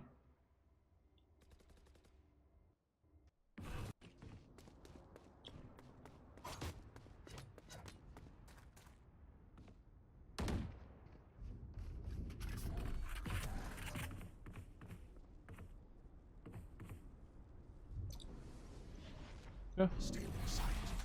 Okay. 30 seconds left. One. Keep in mind that on Split, like, when you end up in these huge number advantages, you should, like, say, fuck the map control, and mainly focus on the refray game. Just focus on playing with your teammates that have the highest chance of dying, and that's it. Period.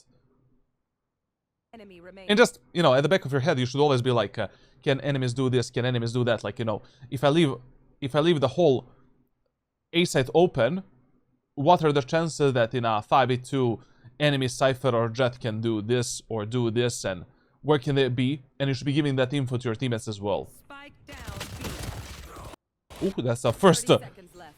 first One enemy gunfight we remaining. see Spike here. down B. It's funny, he's playing on a really low sensitivity. 30 seconds left. One enemy remaining. Spike down. But this looked all over the place, man. 30 seconds left. One enemy remaining. Spike down.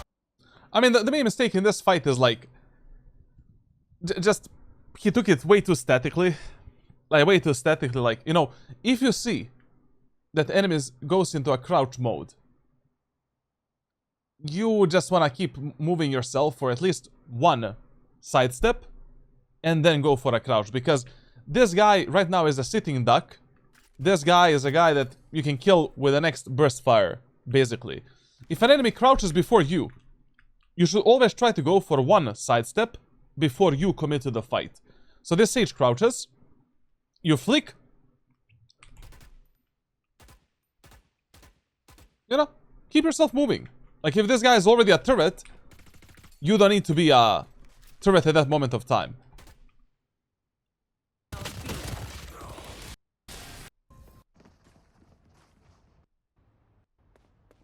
Okay.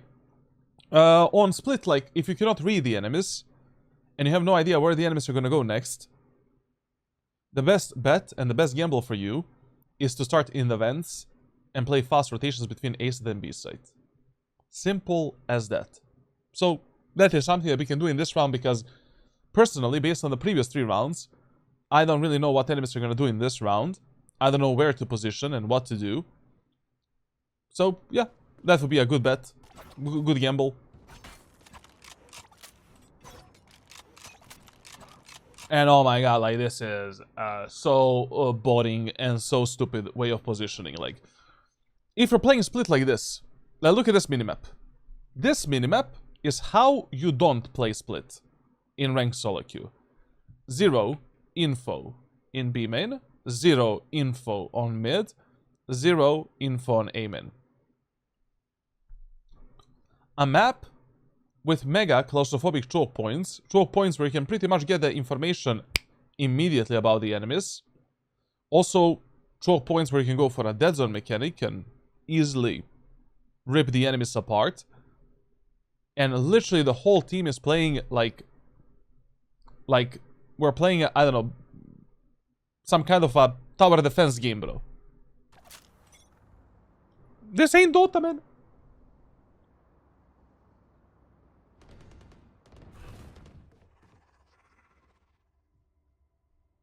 Once again, you know, pretty simple. Like, in the early rounds, play based on the information that enemies are feeding you with.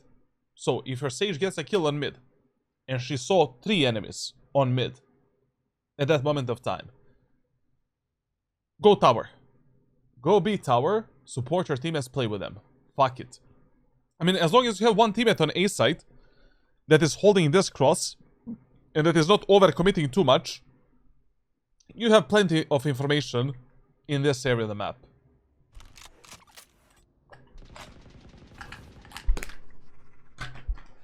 Cover going out.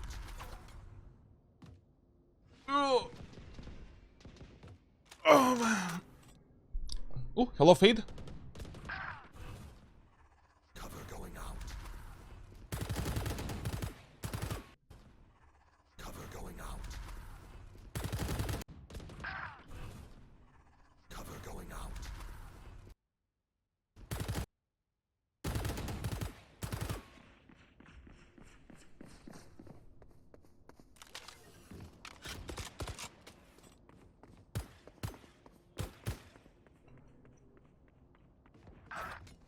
Spike planted. By the way, he is playing against tens.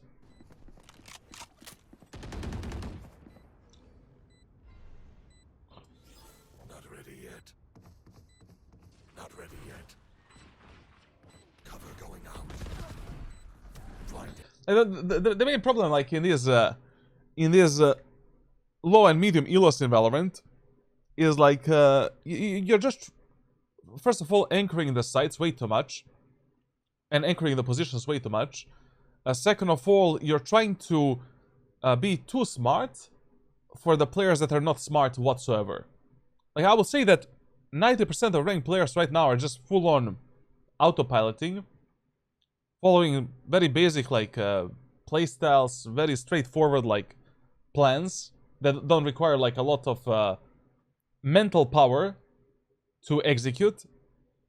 And yeah. Last player. You should not be doing that. Going out. Blinding. Like, you would just find far more success playing on the info that the enemies are feeding you with at that moment of time, rather than trying to make up information in your heads. Cover going out. Blinding. Last player standing.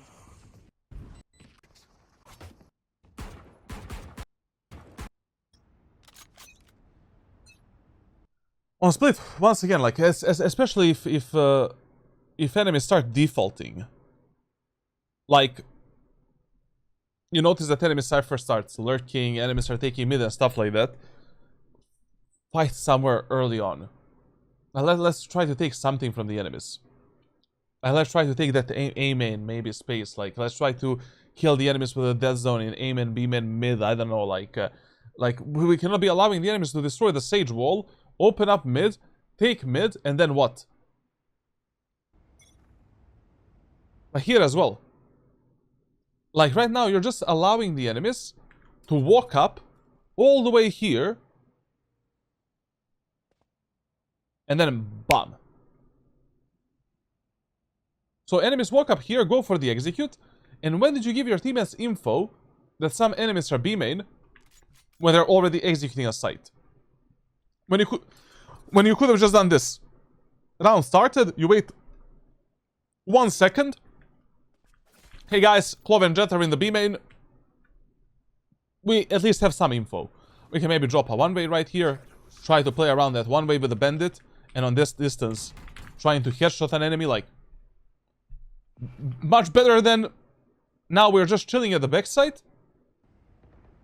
No information. The only info we have is the cipher is Amen. But that's something, you know, whenever you see only sentinels on the minimap, like 80% of times you should pre-assume that that sentinel is just playing alone. That sentinel is just lurking, flanking, and trying to pick some solo timings. So if you see only a sentinel on the minimap, in those scenarios, like, you should never rotate immediately. Wait to see how the round is gonna play out and what's gonna happen, because most of the times the enemy team is actually gonna be on the opposite part of the map from that sentinel. Shadows traveling. So what's the mistake in this round? Not necessarily his mistake, but, you know, if you see that your teammates have the full aim and control, and that the enemy still didn't cross this part of the map, drop this smoke. Because as soon as you drop this smoke, you create a problem where enemies can cross onto the tower, onto the ramp, and now be in the vents and be on the tower as well. Like, you cannot be blocking this vision from your teammates unless the enemies have already taken the space right here. Louis Falschen Flasche, ja. Willkommen, willkommen, my friend. Any thoughts on the 32 inches OLED curved monitors? Way too big. Way too big for any FPS games. I will never buy them. Spike planted.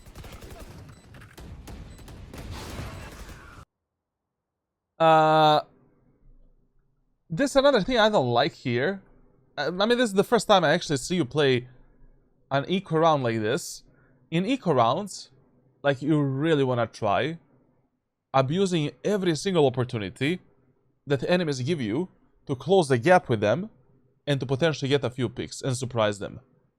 So here, for an example, enemies drop this smoke. This smoke is diabolical. Diabolical. You heard enemies pushing in, and there is a chance that every single enemy crossed you right now. get in a smoke and try to get some kind of a timing. You know, and pick the enemies on the timing. Because the whole point of these eco rounds, when you're just playing a sheriff, bandit, classic, shorty, bucky, shit weapons in general, the first opportunity you have to maybe fuck up the enemies, maybe have some kind of an advantage or some kind of a timing on them, you want to use that opportunity. And you should not be afraid to die. You literally have nothing to lose in these rounds. These rounds, in your head, should already be an automatic loss. If you don't try to do something outside of the box. Spike planted. Who's the best hero to rank up in Deadlock? That's not too hard to learn. Lady Geist. Literally like 0 brain power to play.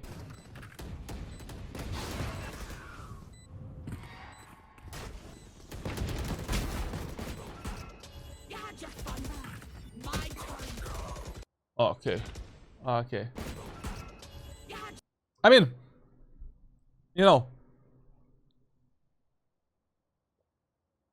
we already noticed in some of these early rounds that our friend Robbie is really not paying attention on the minimap, and that his awareness is really low, man. Like, you know, here, especially when you're playing against a team composition that has like 2 sentinels, Sage and Cypher. Brother, these guys are probably gonna be lurking and flanking like 24/7 and playing alone 24/7. I mean, even if you didn't expect the enemy Sage on mid, I would at least expect Cypher to already be somewhere. But it's pretty interesting round overall. Like, I love how Phoenix is still on the A side. I love how our Sage didn't hear the enemy Sage wall. So I don't know how the enemy Sage is even here on this position right now. I would say not really, you know, your mistake in this round. Like, I just don't know how our Sage didn't hear the enemy Sage wall at this moment of time. What do you think? 70-80 ping on Immortal lobbies? Can consistently frag or no? Yes, yes, yes. That's fine. Spike planted.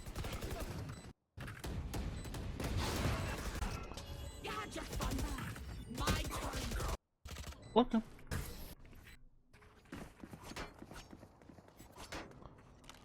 I guess the enemies that are playing split like this, you need to start taking more space from them. Like, the only way to win these matches on a defender side and to actually have some impact, like, we need to consistently deny and fuck them up somewhere. Whether it is A main, B main, mid, it really doesn't matter. But we cannot be playing this passively.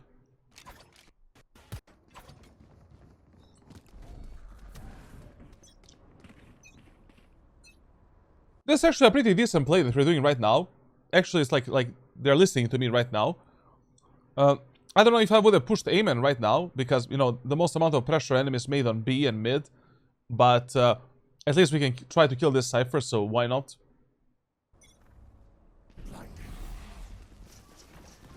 When you're using Paranoia for the Omen area of the map, you use it from this position. Here. Like this.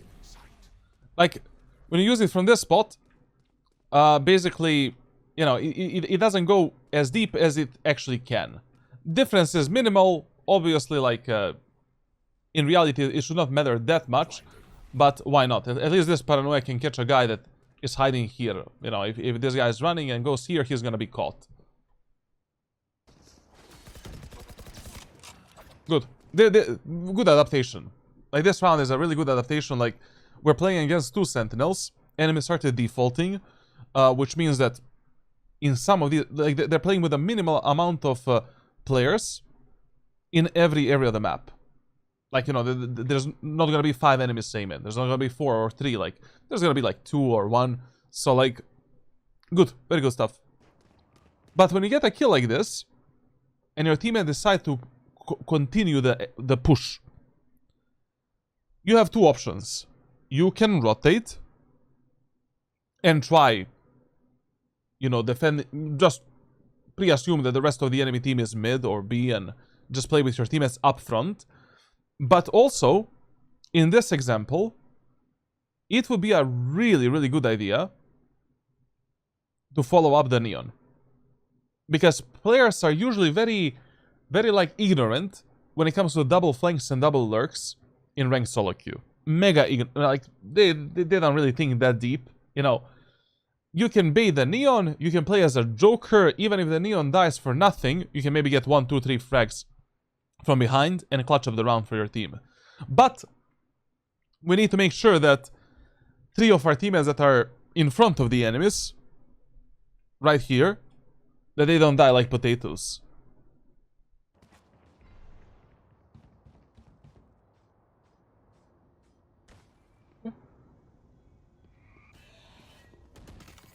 Ooh.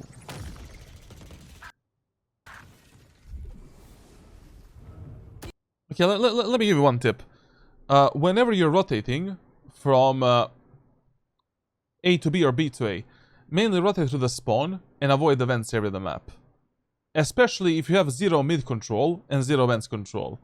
Like, there's just too many angles where the enemies can be, too many constants that you... too many variables that you simply cannot predict. You don't know how their gunfights are gonna pan out and what's gonna happen. And anyways, your main control on this map is like A tower and B tower, essentially. Also, this play from the enemy stage was kinda readable. You know, like, when you're playing in the rounds where the enemy stage has the ultimate, usually what players like to do is, like, they like to reset the round towards the position where their team has died, and 90% of times they're just gonna end up pushing the area of the map where their teammate's body is laying on the ground. So this play was also somewhat predictable.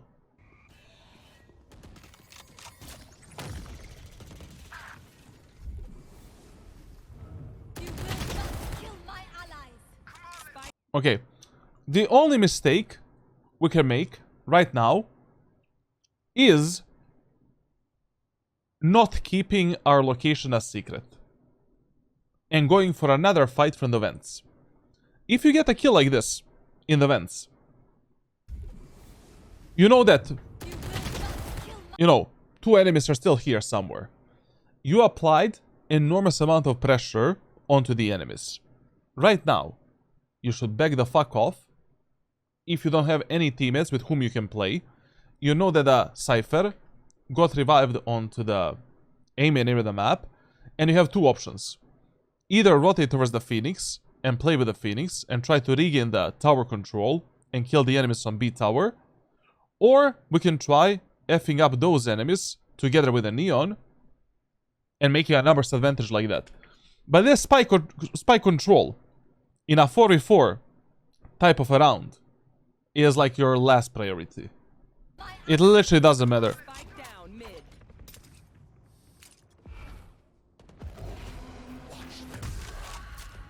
That was really a waste of the ultimate. Like, listen, whenever using the Omen ultimate to rotate, you should always use it in some kind of a position where enemies cannot destroy it, no matter what.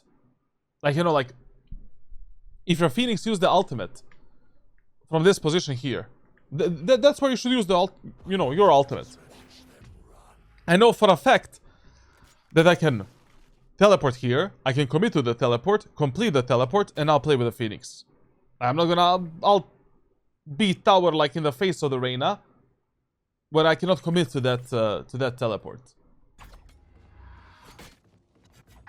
But also, like, in this round, like, using a teleport for this is just a waste of that teleport. Because you know exactly where are the enemies. We know that Reyna is B tower. We know that Sage and Cypher are somewhere in the sewers. And it takes you like 5 seconds to rotate from this position towards the Phoenix.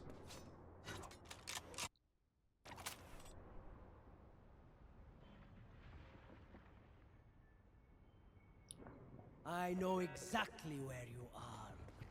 Yeah.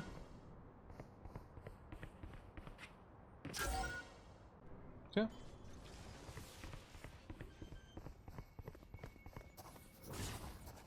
Spike planted.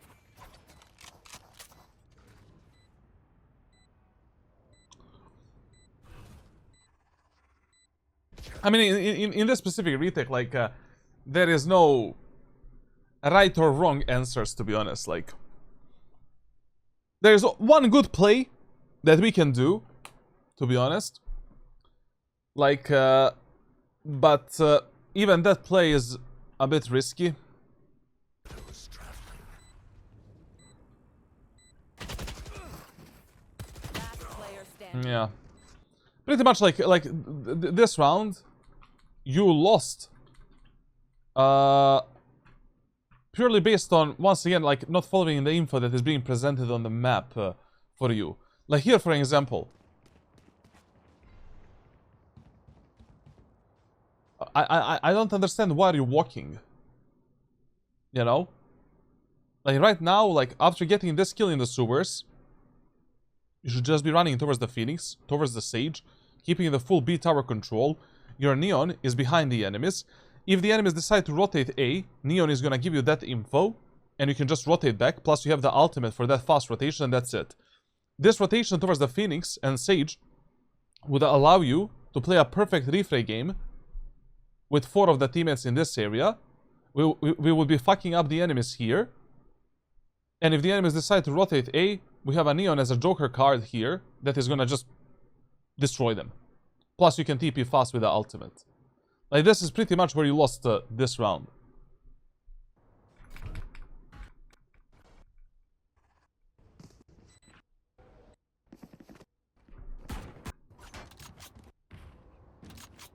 Snuff them out. And as already mentioned, like, you know, one thing that we should definitely be doing in this match is we should have definitely saved money for the operator. Like, right now we should be saving money for the op in the round number 7, 8 actually, and start punishing those enemies. Like, literally getting those kills in the aim and beam and mid with the op against a team composition that doesn't have a single flash, a single recon ability. Okay, they have a Reyna flash, but Reyna never used a flash whatsoever in aim and beam or mid, so yeah. Is Rage Jet and Chamber are good for main and flexes? Yes. Well, I mean, they're the best. You know, one of the best. Is it possible to get a super hardstack account to rank up? Yeah. Even if your MMR is cooked, as long as you're smart about it, it is possible. So what you need, like what I'm doing right now, that's what I'm doing right now. So right now we're playing on North America, and my NA account is absolutely cooked when it comes to MMR. It is very important for you to understand that you cannot uncook this account in just 1 act or 2 acts. You can uncook it to, you know, through a longer period of time if you play it smart. How do you play it smart? So, when we started playing on this account, it was the previous act, before this one. We got, with a placement match set, I think it was Diamond 3, or something like that. And, in that act, we got 60% win rate. We brought the account towards the Ascendant 3, and I just stopped playing. No reason to play anymore. I was getting plus 15, plus 16, plus 17 in Ascendant 3. No reason to suffer. Done. Then in this act, we started in Diamond 3 again, because of the harder reset, and we brought the account towards the Immortal 2 100 rank rating. And we're probably gonna stop playing really soon, because if I push it more, there's a huge chance I'm gonna be losing, you know, basically every loss is like minus 25, 23, 22. And I'm only winning plus 15 and plus 16. Next act, our goal is to go from unranked to Immortal 3. And then somewhere in November, December, we're probably gonna get Radiant.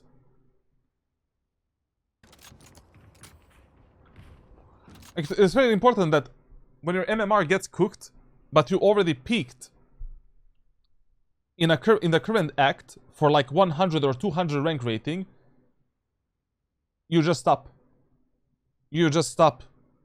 It's okay. You boosted your account for 200 rank rating.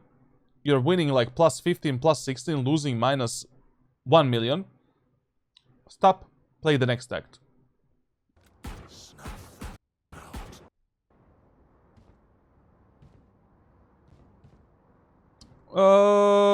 Okay. Not bad. Not bad, to be honest. Like, we're jump spotting this angle for the Phoenix with a flash. Yeah. Decent setup. I just think that a much better idea here would have been if he was...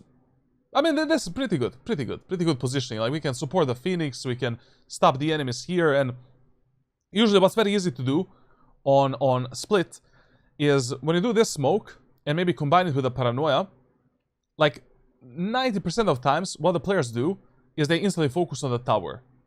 And then if you have one teammate on tower, like you can literally funnel actually the enemies towards this position, and we can try to fuck up the enemies on this position with the Phoenix and with you as well. But, you know, I just don't understand, like, why are you jump spotting this angle, you know, like, pretty much this position, even if you jiggle peek it like this, chances that the enemies kill you at your skill level and elo, below like, I don't know, 1%. That is also too high. You can just jiggle peek this, go for one dead zone when you see the enemies, and that's it. Then drop a smoke, drop a paranoia, and instantly focus on helping your Phoenix out and trying to kill the enemies here. You should have focused on the Phoenix. Like, so basically here, as you were dropping this paranoia, if you have a teammate on ramp, fuck the A site. We already lost the A site.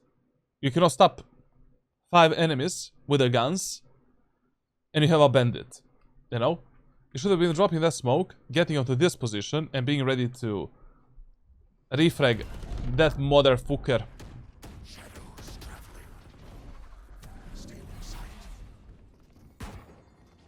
That was really close.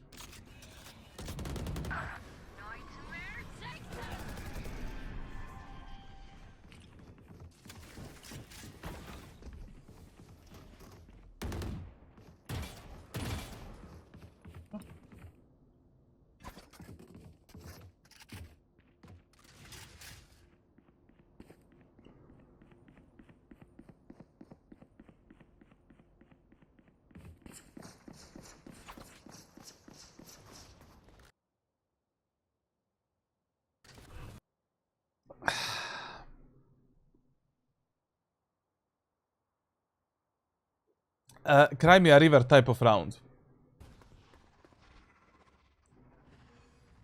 Cover going out.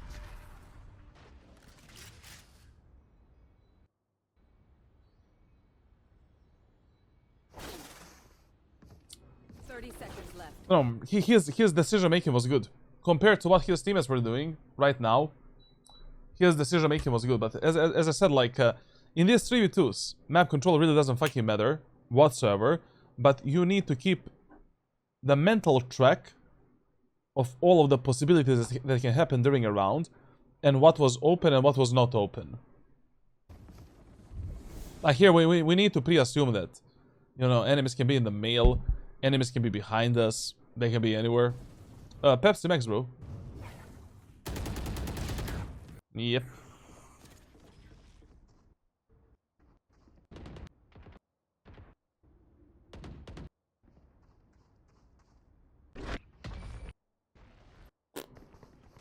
No, yeah. Go through the important guides first.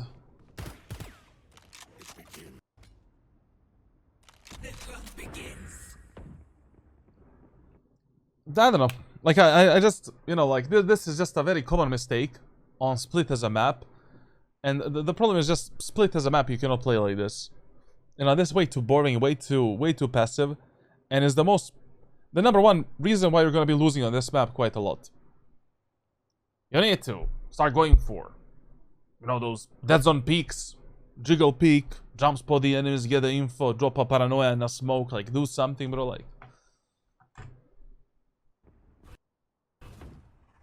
Cover going out.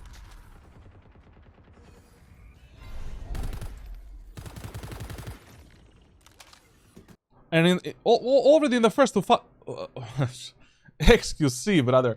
Already in the first 4 to 5 rounds, you need to have some kind of an idea how the enemies are playing and what you can expect from the enemies. Like, you need to start recognizing the patterns that enemies developed during a match. You know?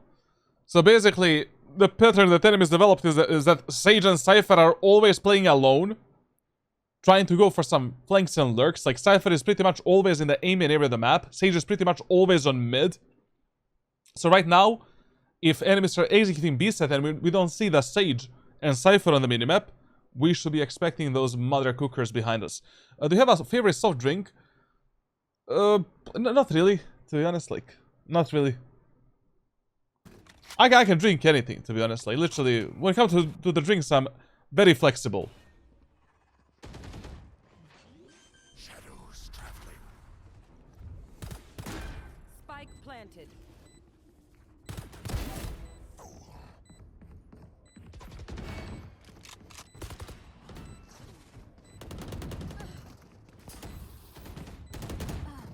One enemy remaining. Okay. Rum? I can drink rum, man. Especially if it is in some cakes and stuff like that, you know?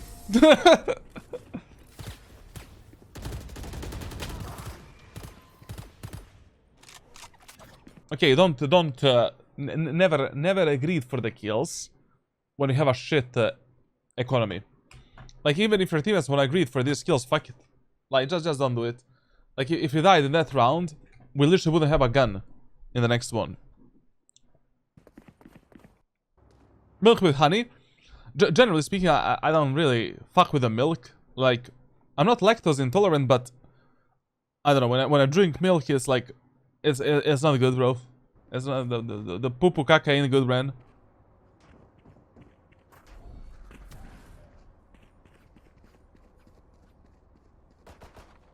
What's your favorite liquor? Generally speaking, like, from alcohol, I could drink pina colada like 24/7, easily. Easily, bro. I could drink 10 of them per day.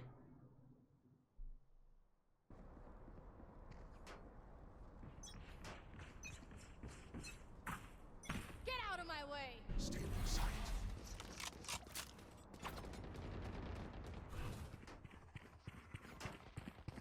Shadows traveling.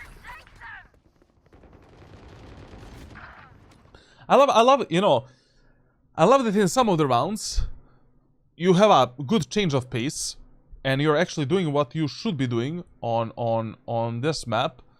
But then, like, half of the rounds, like, we just play way too passively, giving enemies too much early space, and not abusing some of these early angles to fuck up the enemies.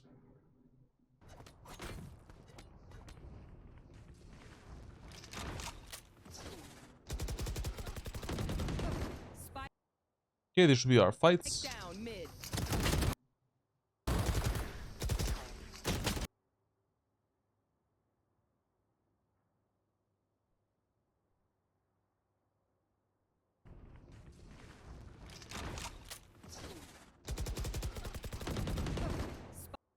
I mean, pretty much, you know, these fights are the fights you cannot lose. Spike down mid. When it comes to Rabi's mechanical skill, like, we're gonna review all of his fights at the end of this VOD review, because there's a lot of stuff that he's missing. A lot of stuff. And you know, also this is the fight from which you don't even want to back off. You know, if enemies want to fight around the ropes, you want to take those fights. Yes. Like, basically, rope fights are always a clown show, and the accuracy is fucked up, but still, you do have an advantage. Like, this is like a 60-40 fight. You know, enemies have 40% of chances to kill you, you have 60% of chances to kill the enemies. So you need to take a fight like this, especially when you're in a numbers disadvantage. Ooh, we alive. I'm so sorry, bro. I had some things comes up. All good, man. All good, all good, all good. Yeah, I'm very sorry. No, all good, I all watch good. it back though, 100%. All good, all good. You back now? Yeah. Okay, you're watching a stream, great. You got revived. In real life Yeah, as well. I did. Sup, so welcome, man. You see Fnatic got eliminated from champs? Yeah, I like that. I know exactly where you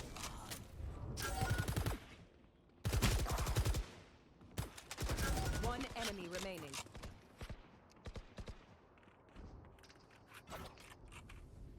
Huh? Seconds left. This was a really good strategy and a really good play, I'm not gonna lie. From your side. Like it's a Yeah, 2v1. There is really no reason to basically do anything. Like when the enemies don't play, still didn't plan the spike in a 2v1. The best decision here was literally to stay in the spawn and wait for the plant. Because if the Sage plants the spike on A and you instantly start rotating towards A, I mean, we're already there to fight that Sage 2 versus 1.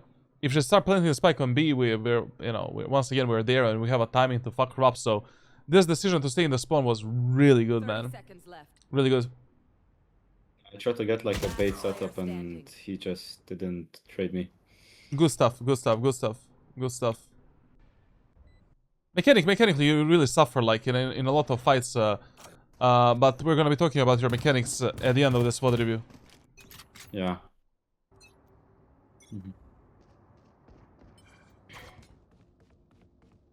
Also, like I mentioned this multiple times so far, like you're really starting way too passively on defense, man. Like generally, Split as a map, you're playing way too passively, and in such a boring way where like there's never a moment of time where you can actually outplay the enemies in any way as an Omen player. Like basically, it really doesn't matter for you if you're playing Clove, Cypher, Killjoy, or Omen, or any other agent on defense of Split, if you're playing Split in this way.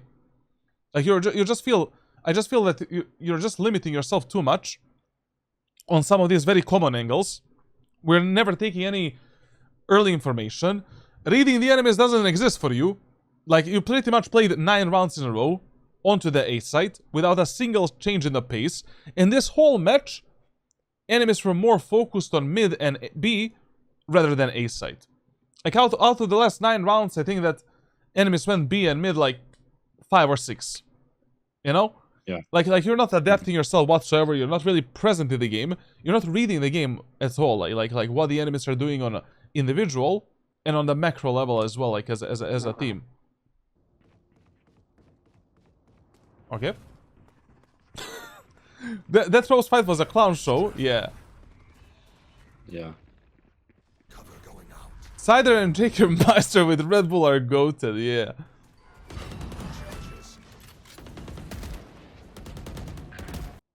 I was expecting some Russian black beer sweat flavor liquor.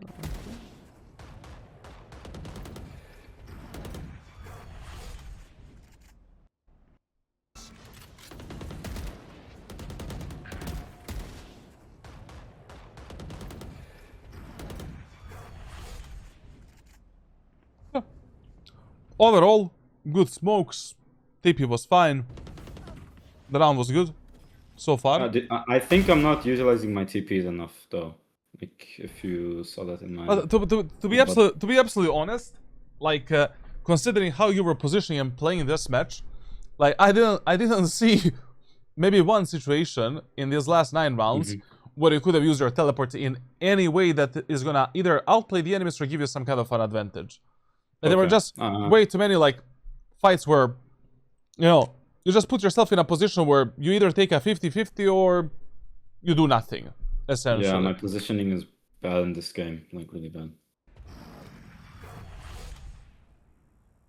This decision making was really good, to back the fuck off, and like you know, just stay alive. There was really no reason to fight here or whatever. Yeah, I saw my neon was really far away from me. I tried to just like play it slow, make And numbers.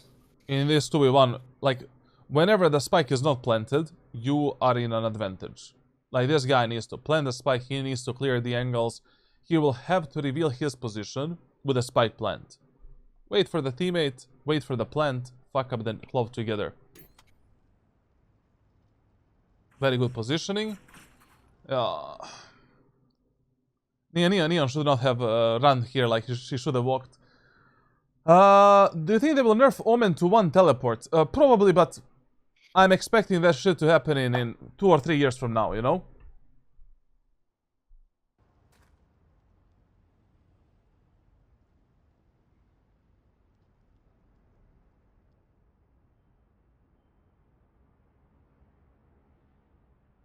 Listen, as already mentioned, like in these 2v1s, like don't try to be too smart. Like just gamble on the info that you had early on, and right now it really doesn't matter if this clove ends up A or B. We should just be, you hold CT, this guy holds the B tower, and that's it, bro. Like we should not be changing our positions whatsoever. We should be locking in. 30 seconds left. Spike planted. Very good shit. Very good shit. Arman, 60 some percent. 60.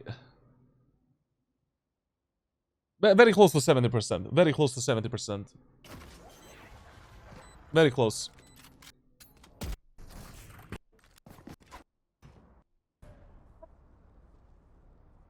I have a question. Do you think my mechanic problem is mainly like movement or aim?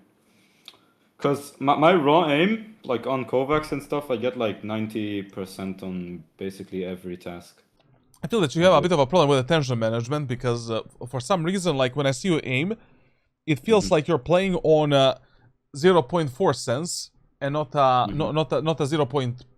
Whatever you have, like 1.5 at 1600 or whatever you said. Yeah. Like basically, the attention management we need to fix 100% through Kovacs and aim labs. Then like movement heavy fights are definitely a higher problem for you than like those type of static fights where you know the enemy is still and you are still and you just need to aim and shoot a guy. So yeah, like pretty much those are the two problems that are really prominent in that's what I thought in your gameplay right now. Yeah, I'm too stressed, I think, in comp. That's why. But yeah, we're definitely gonna focus on that. Like what we're gonna focus a bit more is like in Amos and Kovacs, we're just gonna focus on tension management more with some training and tasks. And in when it comes to like other mechanical problems, you should just be playing deathmatch and team deathmatch, but with the specific tasks that we're gonna set for you in those during that training. Okay.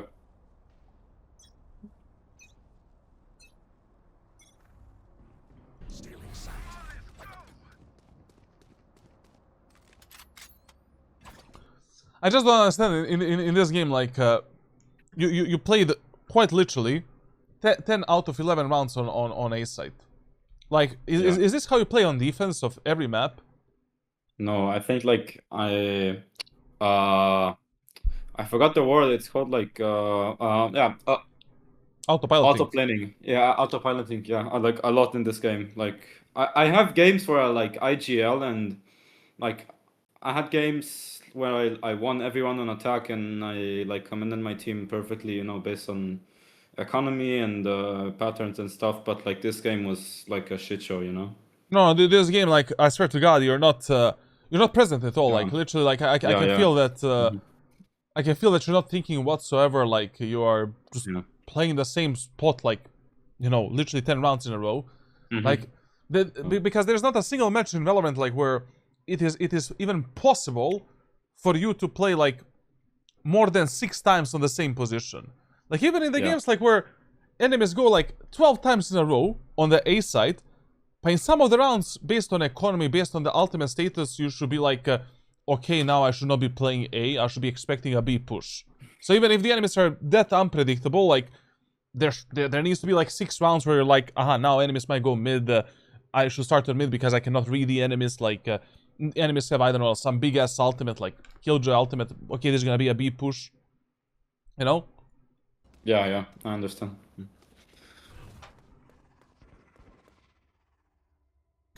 Arman, absolutely, man. Absolutely.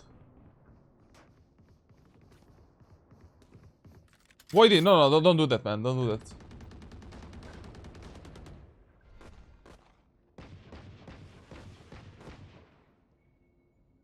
Don't do that today. Next time. I'll explain everything. Shadows traveling. Hit me up on this. Voidy, hit me up on Discord. We need to have a talk. I don't know what you want. And also, like, another thing I was talking about in the previous rounds is that you definitely need to be more reactive on a map such as Split. Like, literally, you know, it's a bit criminal. Like, this round is a perfect example of other problems that you had. Like, you're playing against such a simple enemies. Like, basically, enemies in this match had two playstyles. We're either pushing something together as 5, or 3 players are playing together, and Sage and Cypher are lurking. Brother, it literally doesn't matter where the Sage and Cypher are lurking if your teammates are already getting heavily pressured against 3 enemies somewhere. You know? Like here, for example, your Sage is already here. She's fighting a bit of a war.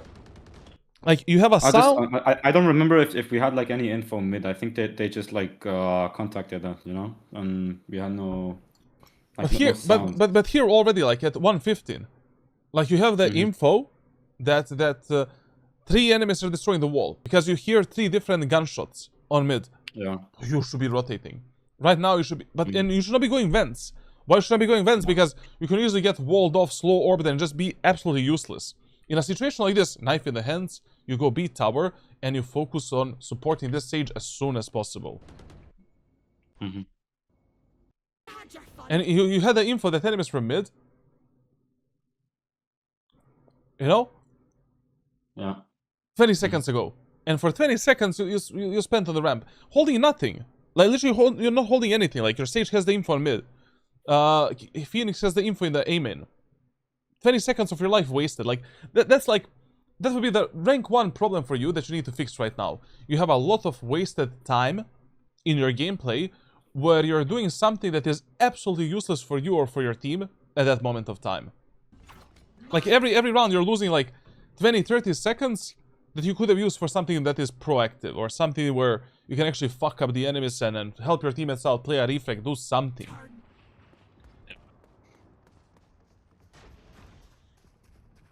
Like, I was just like, you know, this is a bit harder to fix, and it's harder, like, to make these faster decisions and everything, but I would just like you to be a bit more, at least for the next month, to just be a bit more reactive, to just, like, move a bit faster, to support your teammates a bit faster, and just instinctively to make the plays a bit faster, or simply based on the info that enemies are giving you in that moment of time, to make the plays, even on these maps that are slow rotation maps.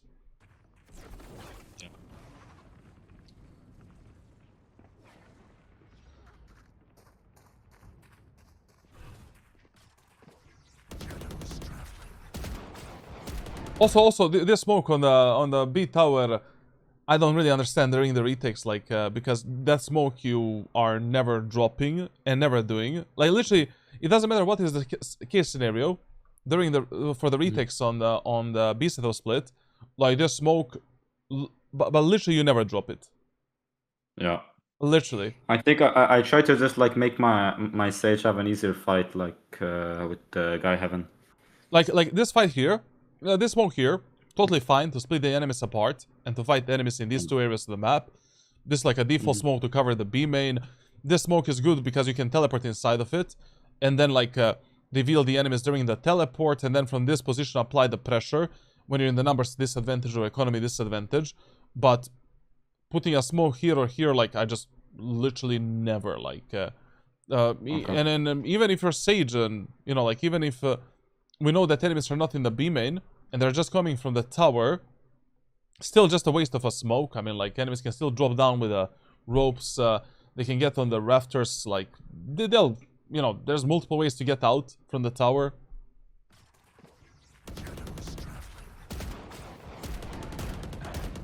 Spike down B. 30 seconds left.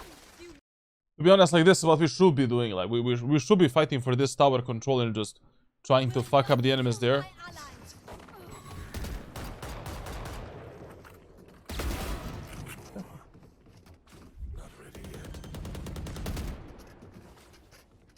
One enemy enemy remaining.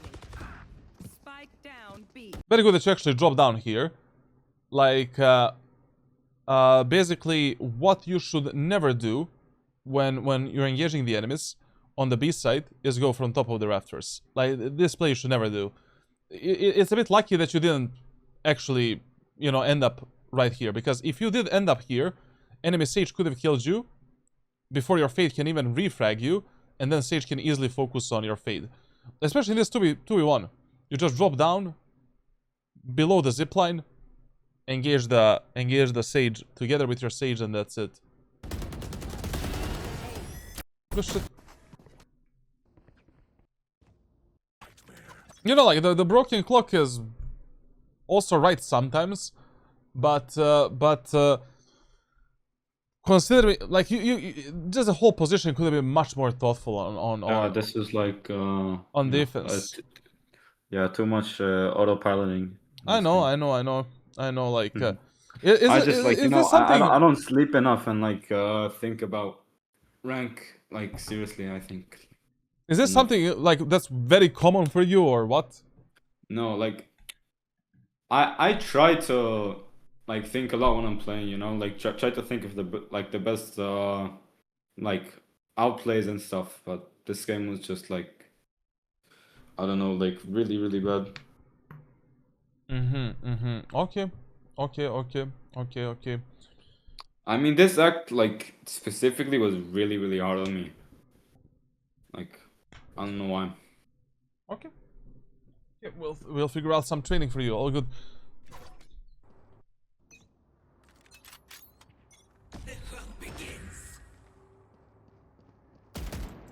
Like the main problem in your gameplay, I mean, which is very common for most of the players in at your skill level, is like that you really don't have any structure in your gameplay, like how you play the map, how you play this agent, and what you want to do to actually counter the enemies and fuck them up. Because in this match, like, you could have applied, like, you know, 5, 6, 7, 8 different solutions to pretty much win, like, at least 8 rounds on the defender's side.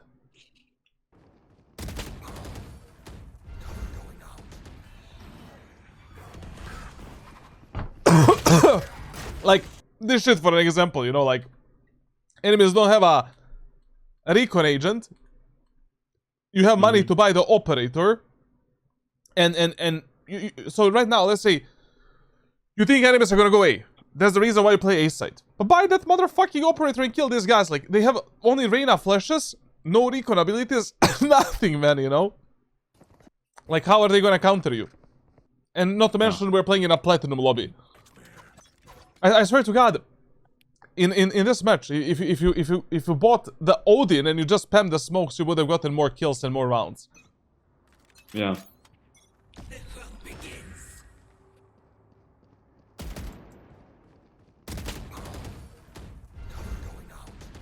Like, look at that Reyna, like, not a flash, nothing. She's just running it down. Like, the easiest way to punish these idiots is with the operator. Like, just swinging the angles without any utility is just crazy, bro. Like, you know, that's a punishable offense. I just don't use the up on Omen. It's like a mistake I do. I should like try to like get more versatile with my weapons, you know? Absolutely, man. Like. You know.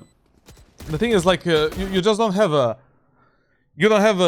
that many solutions in your gameplay. Like, you're not using shotguns, you're not using snipers, you're not even using Odin. Like, pretty much you're just stuck with a bandit and Vandal and Phantom, and that's it.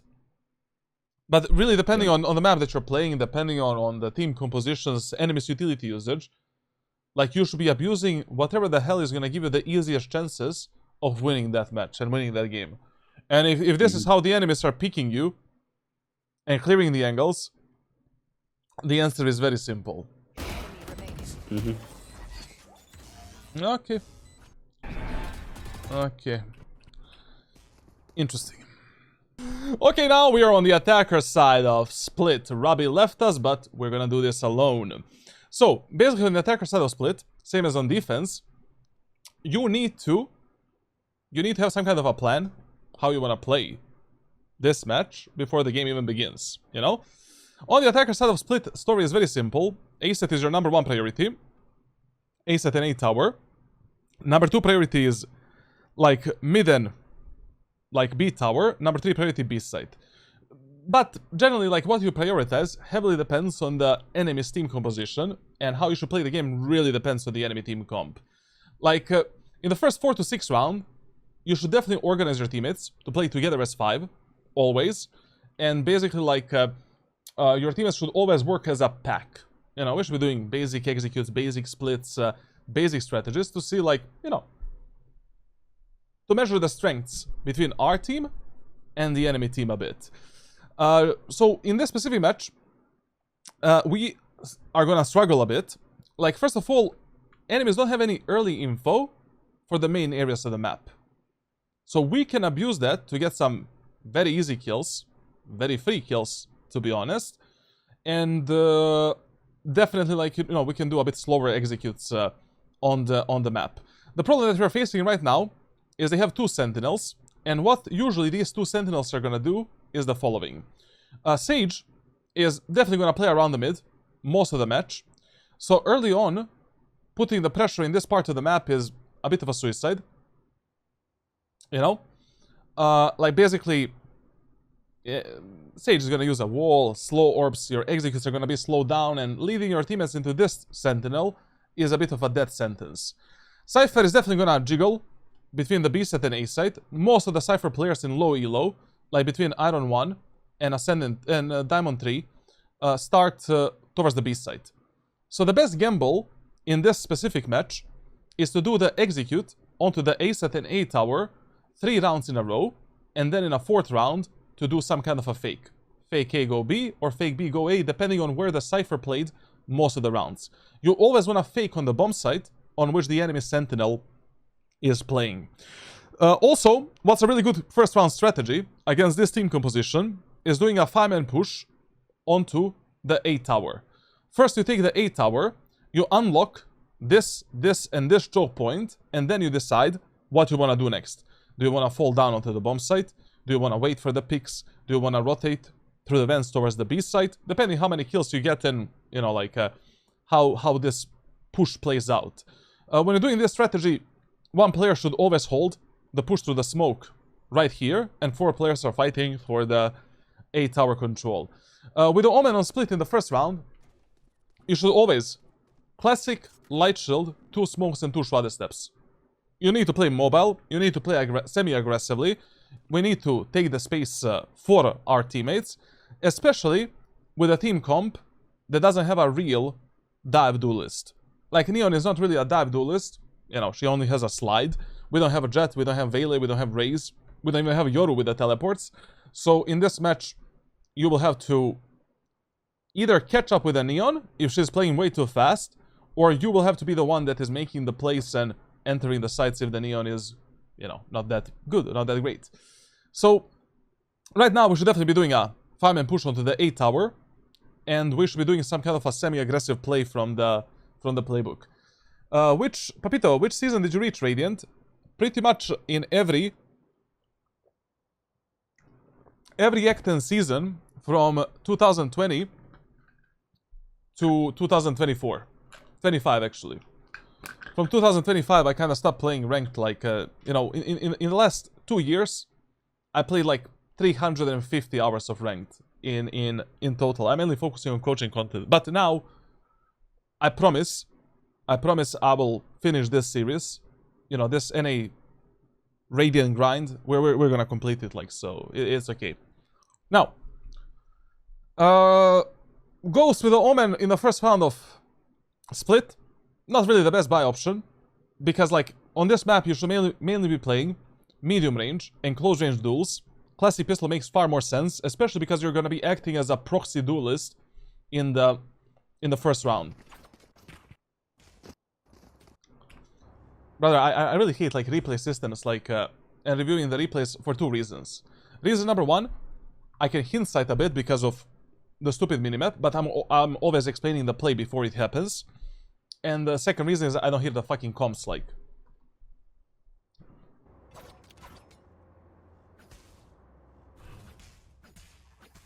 Okay. You know, this type of a setup is pretty much what you can expect in between Iron 1 and Diamond 3. The only thing that is not expected here is what Jett and Reyna are doing. You know, this is something I would not expect. I would expect that Cypher is going to play B, definitely. Sage is always going to play around mid. And Clove is always going to play around the mid so she can smoke mid, B, and A. But Reyna and Jett not being on A set, like, that's something that's interesting.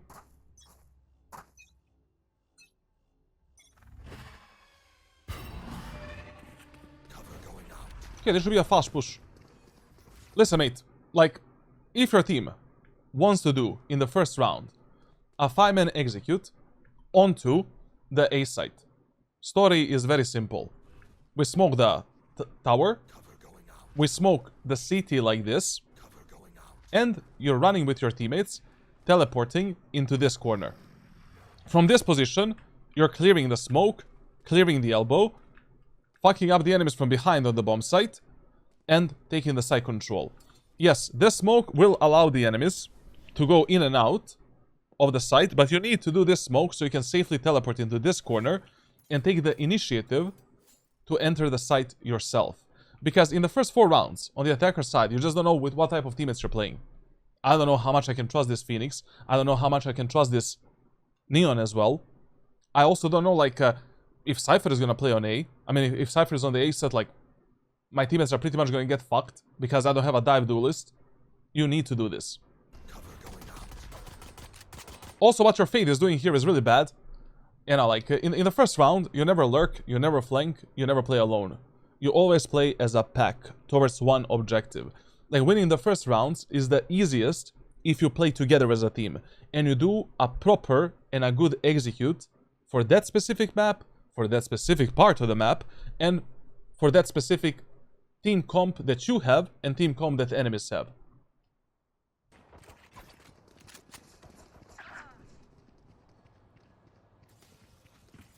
Listen, when you're playing Omen in the first round, don't scale up through the choke points without the teleport.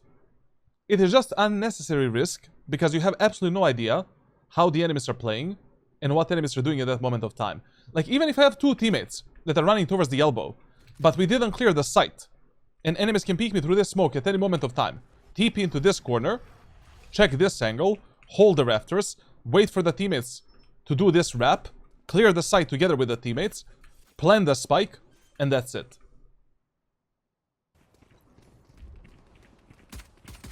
Oh, we are cheating a bit. This is a very unnecessary play, and a really bad play in the first round. Like, we can still win this round passively, and by playing together. Like, a much better idea here, instead of teleporting on top of the rafters, would be to go back into the aim and area of the map, and to keep the full ramp and aim and control with our Neon. We can play a double 2-2 setup, essentially. 2 players are playing on site, 2 players are playing main. We're keeping this map control and this map control. We have a wall for the Mr. Screens area of the map. That would be the best option. This is like an unnecessary risk for the first round. That was crazy, not gonna lie. Okay. Okay. The problem is, like, in the first round, you don't want to take this type of fights and play the rounds in this specific way, because even if you leave your teammates in a 1v5, 5v1, 4v1, sorry, 4v2, 3v3, you just don't know, like, how well your teammates are going to play this round. Like, if you take a 50-50 fight like this, and you die, you cannot complain if your teammates misplay this type of post plant. Like, a much more optimal decision here, after this Clove kill, would be just to, you know, try getting a kill onto the ropes guys from this position. We get 1 kill, reset, and we just play 3 players on site, and 1 player in the A-main area of the map.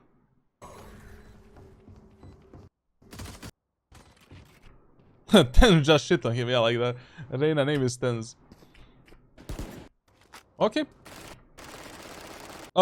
Whenever enemies are eco halberd bonus on defender side of split.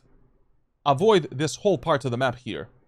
Like, the worst thing you can do is going B or going mid, because it is way too predictable, and it is just stupid. Like, you're sending your teammates to a very claustrophobic parts of the map, where enemies can easily fuck you up with the crossfire setups, with the shotguns, with utility, etc, etc. Enemies are eco in defense. This is your playground. Like, you're trying to do something on A tower, you're trying to do something on A site, but this part of the map doesn't exist. Nefara YouTube, well stream, man. Stinger buy option, totally fine. We should be buying a Stinger, Heavy Shield, and full utility. You should have bought 2 shrouded steps here. And whatever the fuck your teammates are doing right now is really bad. I'm not gonna lie. Like, I don't know why we have 3 teammates on mid in an anti-eco round for the enemies.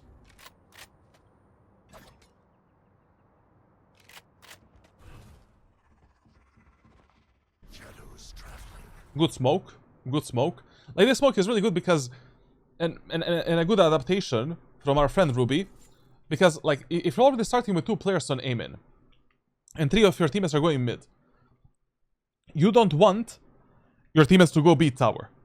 Like, the whole point of starting like this would be to take the vents control and do some kind of an improvised split onto the A site and allow your teammates to just take the vents control for free. Plus, this smoke will probably make your teammates scared to push onto the B tower, and you can, like, mentally, actually physically, condition your teammates to follow the right play. So, surprisingly, very good smoke from the Rabbi. Okay, we're just peeking the angles with the knife out, I guess.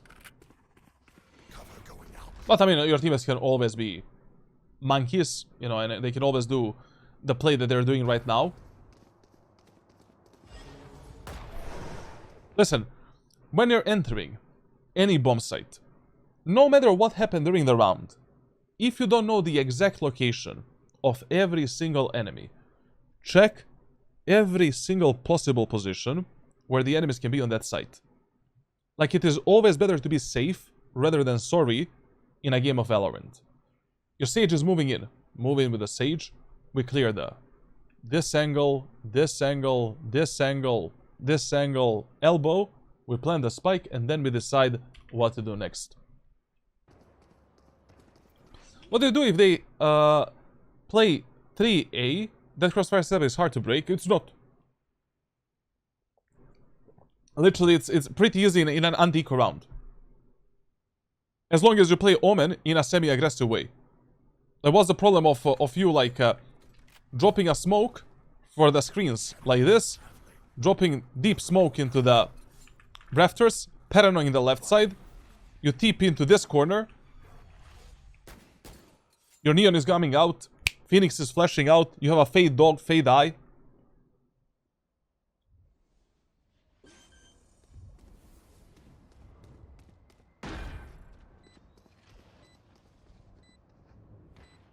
Okay, listen. In the post plans, we follow only 3 rules.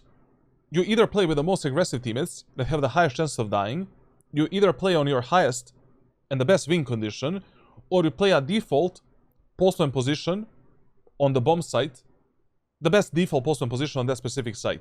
Here, if your Sage is pushing the screens, you always take the screens control with the Sage. Enemy remaining.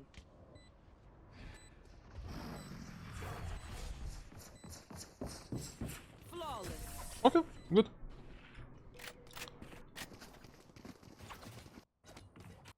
Okay. Yeah, going gay here is still the best idea. Still the best idea. Like, we know that from the previous rounds, that the Cypher is mainly playing on the B site.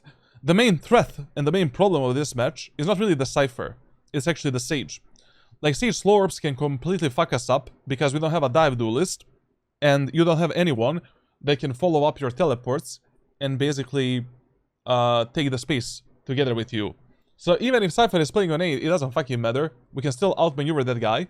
And in these bonus rounds, you should always make some kind of an aggressive setup to enter the site. Some kind of a semi-selfish setup where you're still supporting your teammates, but you're mainly supporting your own play. In this example, if you just want to run it down A, I would use the first round setup, basically. Smoke this. We have shit bonus round weapons anyways. We can paranoid the left side, TP in, take the elbow control with the bulldog, and just fight.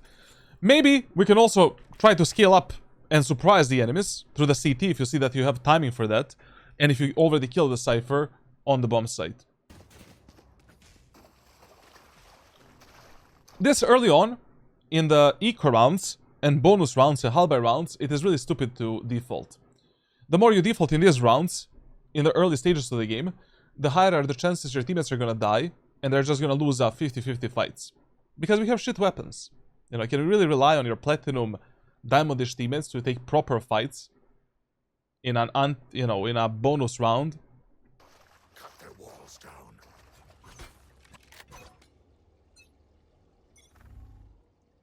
Okay. Solid clearance, not gonna lie. Whenever Sage does a wall, always expect the Sage to play on top of the wall, around the wall. Like, always expect the Sage using that wall for some kind of a setup. Even Platinum Diamond players started using, like, you know, these Grim walls and TikTok walls and shit like that. You should always be pre-aiming something, not the wall. And as your teammates are destroying the wall, you should mainly be focused on any potential peek that Sage can do, or enemies can do, to F up your teammates. And yeah, whenever you see a Sage wall, always destroy at least one block before you decide to do something else, because that's gonna create a lot of physical pressure onto the enemies. But in these ranks, in these lobbies, you really don't need to... This is just overplaying the map for this specific rank. Like, you really don't need to focus so much in the first 4 rounds on destroying the Sage wall, opening up mid, and then deciding what to do next. Because the main problem of these players is that they simply don't know how to anchor the bomb sites. They don't know really how to hold the angles. Their utility usage is also shit. Like, 5-man executes early on are your best bet to win those rounds. And you're just really focusing on a macro play that much in the early rounds, as much as you're focusing on micro.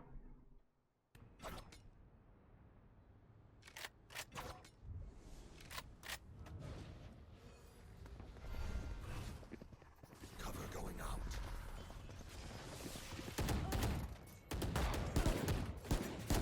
Spike down mid. Stealing sight. Okay. Listen, if you have one extra smoke, and you need to go through the B tower area of the map, when the enemies are not playing an eco halberd round, when you don't have a numbers advantage, you always smoke of this. Like, you just need to drop a smoke for that. And fuck using paranoia, like, you know, for first, like, when you take the control of the mail, bam, Going out. then we can use a paranoia like this, bam, get out, clear this angle, try to drop down as soon as possible, clearing this position, enter in. Also, what you can do with Omen, you can try to teleport behind the box if you know that no one is here, and your teammates are some teammates are already applying the pressure from the site. Cover going out. Also, listen, like in this type of a 3v3 scenario, where your Neon already cleared the site, you wanna spend the minimal amount of time on the tower. Especially if you're left alone on the tower. Enemies can kill you on timing and luck. Enemy can be on mid, enemy can be in CT. You don't have 4 eyes. You only have 2 eyes, and you cannot see both of these angles at the same time. Here, you should have just dropped down, plant the spike, and we play this 3v3 from the site. Another reason why we should do that, look at the enemy's utility and team comp. Cypher has nothing. Sage has nothing. Clove nothing. Literally, like, useless. No stuns, no flashes, no molotovs, nothing. Like they cannot flush you out of the positions and fuck you up in any way. This is, once again, an unnecessary risk in a 3v3 round that you could have won in a much easier way. Thankfully, we still won it, but yeah. Even remember the spike. Once again, we're just overcomplicating anti-eco rounds. The more you complicate these rounds, the less success you're gonna find. Brother, enemies have shit weapons, Bucky, Stingers, Bandits, classic pistols, like 5-man push onto the easiest part of that specific map, where the enemies cannot fuck you up that much with the eco weapons. No reason to flank, no reason to lurk, no reason to touch the mid area of the map as well. Students rank Platinum 3. Have the spike. Shadows traveling. Shadows traveling. I have the spike. I mean, in this round, like, we had to pick up this spike. What can you do? Like, you know, when your teammates leave it. But, you know, a tip number one, I would give you, especially when you're playing, like, between Iron 1 and Diamond 3. And especially if you want to micromanage your teammates, always be the one that is carrying the spike. Because, you know, most of the times, like, the guy that is carrying the spike has some level of authority to say where the fuck we're gonna go. Especially when you're playing Jet or Duelist. Like, your teammates are probably gonna be scared that you're gonna send the spike onto the bomb site. Of course, you're not gonna do that. You're gonna drop the spike before the execute, but yeah. You need to play a bit of a mental game. Shadows traveling. Shadows traveling. Listen, whenever, like, you're going late, you know, through a choke point in the B-main, your main focus should be rafters and under the rafters. Under the tower. You're going A. Your main focus should always be just holding the peak from this smoke. Like doing this, if your teammates are already cleared everything in front of you. Like, there's absolutely no reason for you to look at the screens, to look towards the elbow, to look at anything else. This is the only position where you can die at that moment of time. Like, generally speaking, like, in Valorant, when you're taking the space with your teammates, or alone, your crosshair should always be on the most probable angle from which enemies can kill you at that moment of time. If you have teammates running in front of you, clearing the elbow and sight, the most probable angle is the rafters smoke.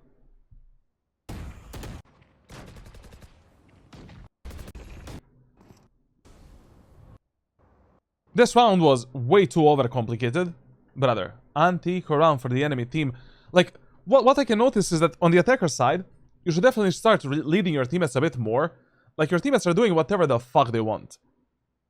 Like, you cannot be playing anti-eco rounds in this way in ranked solo queue.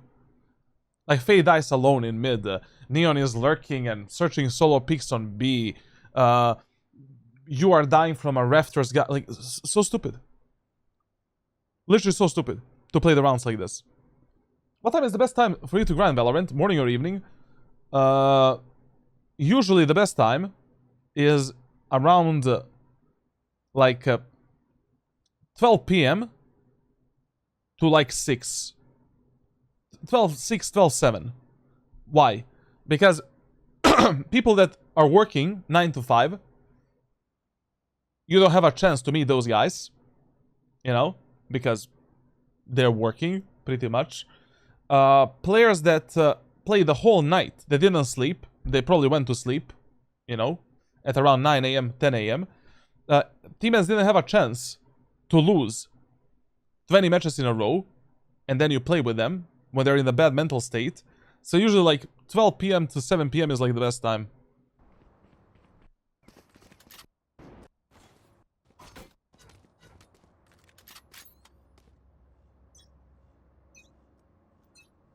Listen, generally speaking, when you're playing a double sentinel setup on a defender side, yes, you want to default a bit more. You first want to destroy the sage wall on mid, apply the pressure on mid, and then decide what to do next. And search for these early aggressive peaks in A main and B main.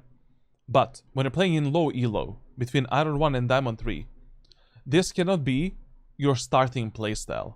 Because none of these players know how to properly defend the bomb sites. They don't know which video game they're playing, basically. Like, the main thing that players struggle from in ranked solo queue, in the ranks below Ascendant 1, is they don't know how to properly defend the space. How to properly fight 5 enemies that are pushing them. And they usually overcommit too much. They die. They will rather die trying to defend a site 1 versus 5 than play a 5v5 retake like normal human beings. And even if you're playing against the Cypher and Sage, okay, Sage cannot make that many mistakes, but Cypher setups, like, you know, these players are like watching probably some default stupid setups, you know, from YouTube and TikTok, and they didn't really like go too deep into it. The hunt begins. That Sage wall on mid is the work of art. My dude dropped a wall here.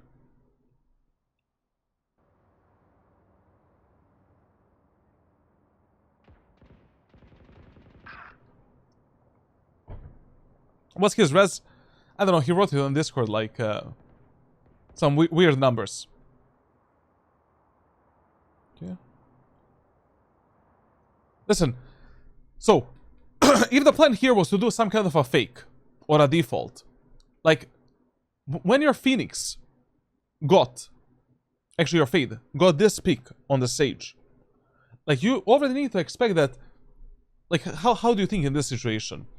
So depending where your teammates get a kill, depends what the enemies are most likely gonna do. Like, if your Phoenix gets a kill here, enemies are definitely going to put more pressure on this part of the map now. And in this area, we can easily expect 3 enemies. Easily.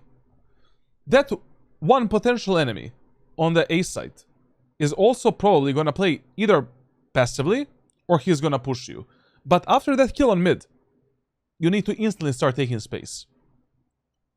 Like, Phoenix gets a kill. Here, we with a Sage. Especially when our Phoenix died.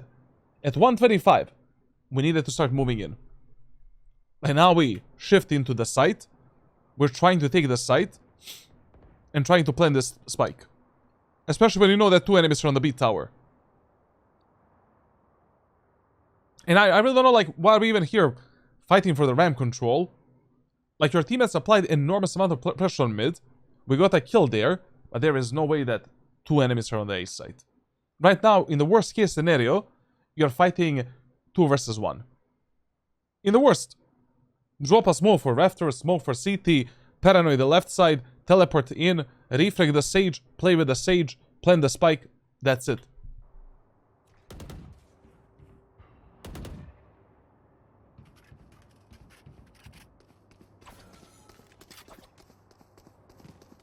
Okay. We should be doing this now because we literally destroyed the Cypher camera and revealed our plan. Smoking the vents is fine. Here we should definitely smoke the tower. I don't know why are you neglecting the tower smoke when you're going through mail. And you definitely don't want to do it as you're peeking the angle.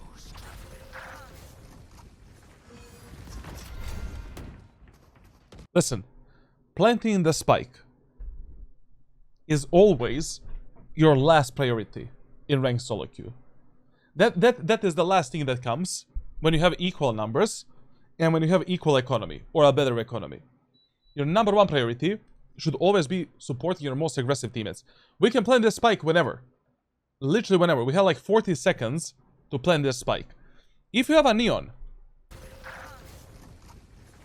that wanna push, you see that he wanna push this Clove with a stun. Drop the spike to whoever the fuck is behind you, like this Sage, in this example. Let the Sage plant the spike, and you should be the one paranoiding the enemies and locking the enemies here together with your Neon. Like, we should not be losing this guy for nothing. Losing this guy just for the sake of planting the spike. Silent, welcome back, man. Silent. Here as well, you still don't need to plant the spike. It's okay. Like, if enemies are already close, your teammates are gonna be fighting those enemies. It is better if you refrag this Phoenix, get a kill, preserve the numbers advantage, rather than ending up in a 2v2 post plant. Here we could have easily killed Tens. That's how the Reyna is called. Maybe save the life of our Phoenix and make a 3v1. Like, way too many players in Valorant like over-focus on planting the spike no matter what. If there's something better for you to do at that moment of time, do whatever the fuck is better. Essentially. Clear the angles, fight with the teammates, leave this job to someone else as well. If you have 40 seconds to plant the spike, you can plant it whenever. It doesn't matter. We also don't need to end up on B right now. We can also teleport on A if things become rough. My ultimate is ready. Last player standing. This is what I'm talking about. Like, you just over-focus so much on this objective.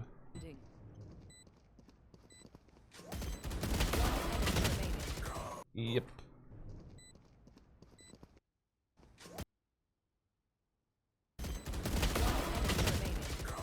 Okay.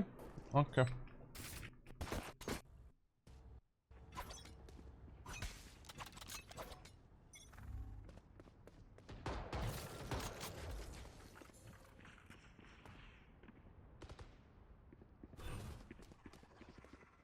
Cover going out.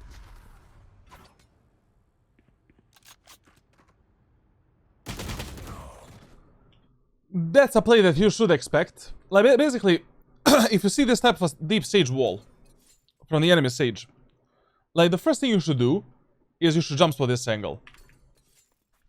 Why?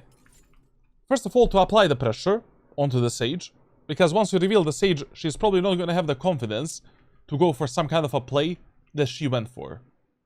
Second reason is for you to get the info, obviously. And anyways, we should be destroying this one block of this wall no matter what. Like, we need to open up this part of the map a bit. We cannot just leave this, you know, unchecked. So here, jump spot a bit deeper. Check if someone is on the left side. Destroy that wall with a knife and move on. Cover going out.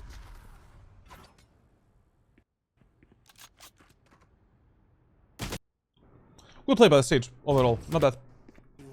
Loved it.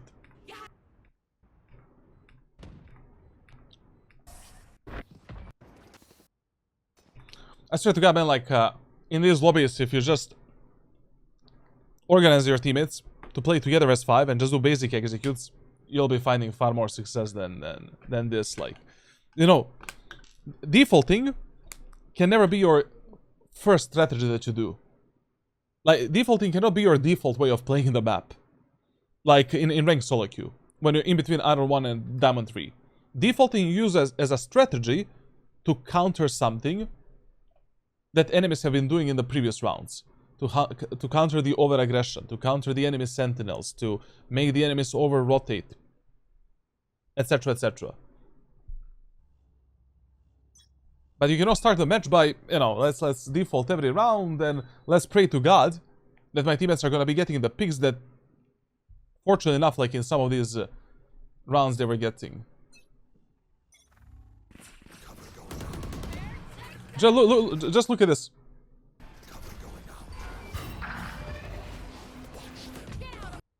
The easiest 2 kills.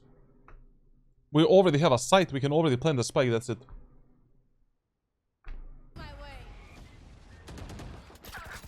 Your setup and what you did here, like, was okay. I guess it was fine. But once again, like, you know, if enemies are playing an I mean, it doesn't matter, like, your utility usage was okay, it was fine, like, whatever.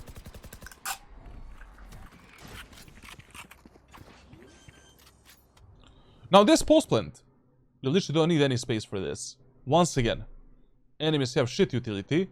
Both enemies that enemy Sage can revive are literally within our line of sight. We can easily play this post plant around the central screen and the elbow area of the map. We don't need any extra space or anything, to be honest. Just a basic replay game. Not to mention that enemy Clove just wasted a Good paranoia. Now we know that all 3 enemies are here. Bam, 1 kill. Very good refrag. Very good fights. That's it. Nice. Okay, I was zoomed in. Like, I'm gonna show you the, the round again.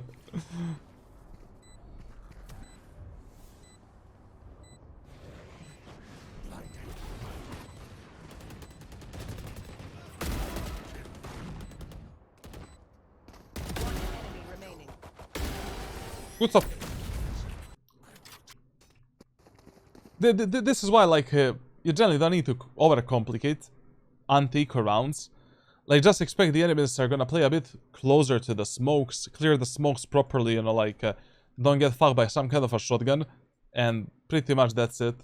If you clear the smokes and choke points properly, like, everything else is just easy round. Easy fights.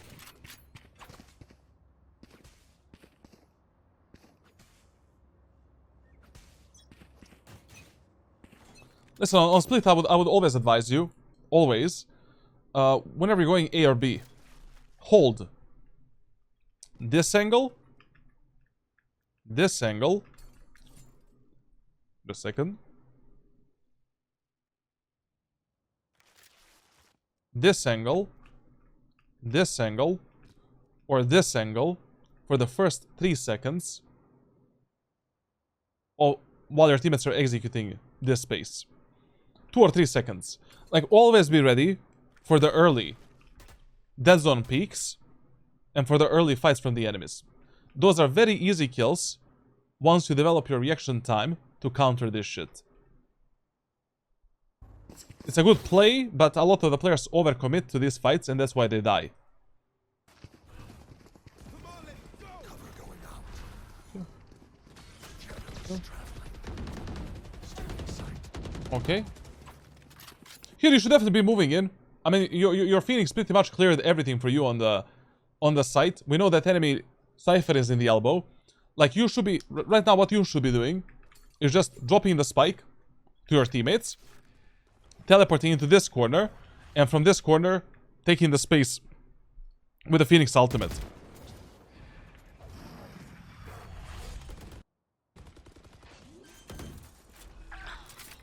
On the A site, you only have 2 positions where you want to drop the spike, where you want to plant the spike. So, position number 1, looking towards this wall like this. Then, you know, even if the enemy smoke it off, it's very easy to get a kill. Position number 2, if it is way too unsafe to plant the spike there, you plant it in this corner. Why in this corner? You can still make a improvised one-way smoke for that position, and the spike that is planted in this corner is fully visible from the A main, from the elbow guy, and from the guy that is playing rafters. Like, you can go from the rafters and actually see the spike all the way there. The worst thing players do is, like, they plant the spike here. And now the spike is only visible in this line of sight, and the elbow guy needs to actually go for the peek to see if the spike is being defused.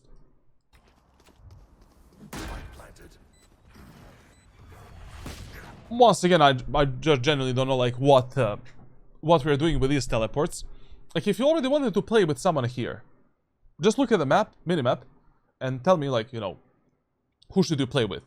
Now, Ruby is not with us, like, he needed to leave. But right now, we should be playing with our Sage. You know? Sage is the most aggressive teammate. That is also alone. We take the screens, we go behind the enemies, you know, like, we should just be fighting with the Sage. Neon and Phoenix are playing together on a refrag potential.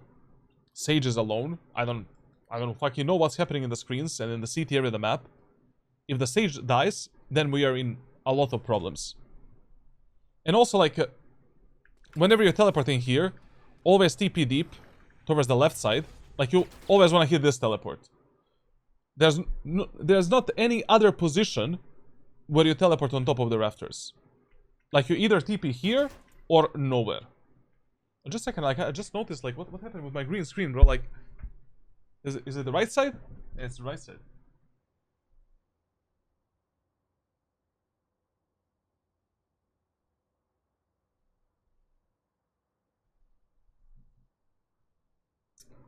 Great. You will not kill my. Shit, bro, we lost this round.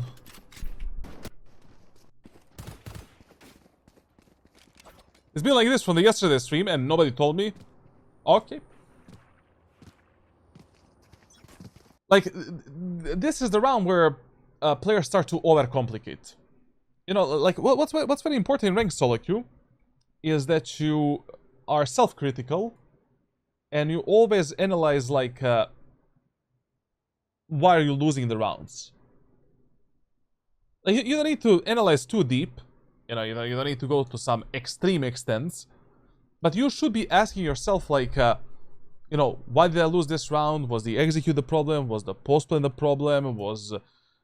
Did enemies have some insane setup on the site? You know, that last round, we only lost it because you made a misplay. Like, you played way too aggressively, did a wrong teleport, died, and your teammates ended up in a 3v4 and that's it.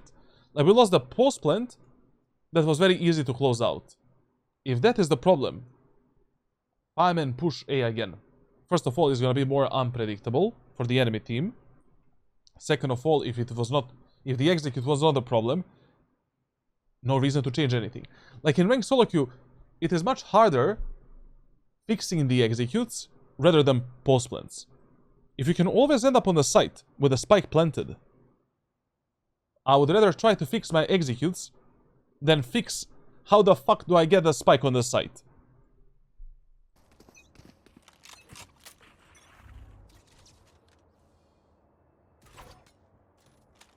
Ooh.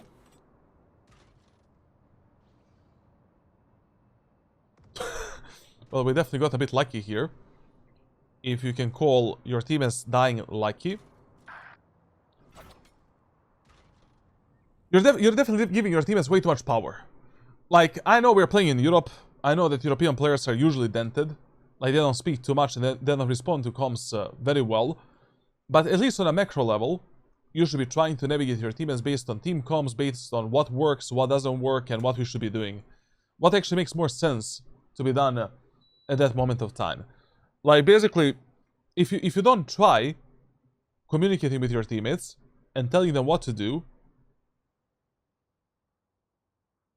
your teammates are never going to listen to you because you're not even speaking. But if you try, you know, there's a 50% of chance they might listen, and when they do listen, you're probably going to be winning more rounds. How do you silent drop?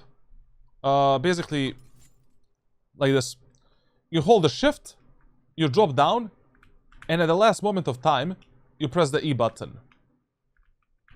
You can also press double E, you know, double attach, to attach and then quickly deattach. And through the whole time, you're just holding shift. Shift, attach, deattach, bam. You can also jump from the rope, like, hold shift, attach, you're still holding shift, jump, and that's it.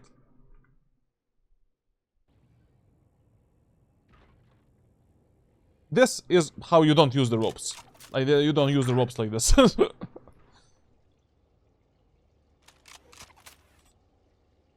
Okay, this round, we fucked up. We are 2v5. What do we do in this round? We save. I know, it is 10-10. It's gonna be 10-11. But if you lose this round, and you lose these two guns with a neon, this match is probably over. Like, every single Valorant player should look a bit more into the future. And you should be asking yourself, like, what are your chances of clutching a specific round or winning a specific round, and what makes more sense to be done at that moment of time based on economy, ultimate status, etc, etc. Here, you lose this gun, and you lose the next round as well. The game is over. Practically over. Winning this round, chances are below 5% for this elo and this rank. Save the guns. Let's focus on winning the next round, and let's try to correct the mistakes that our teammates are making. Okay, so our teammates are constantly dying mid. They want to pressure this Sage. Okay, fuck it. From now on, I'm not gonna be aim in. I'm not gonna be, like, you know, defaulting towards the A. I'm gonna be defaulting towards the mid, giving my teammates a proper smoke for mid, and just fucking up enemies on mid and then deciding what to do next. If my teammates don't want to listen and they want to default this much. To be honest, like, throughout this whole match, our friend Ruby should have been doing like two things. Enemies were always mega... Holy shit, bro, Enemies were always mega aggressive towards the B main area of the map. Those are the free kills.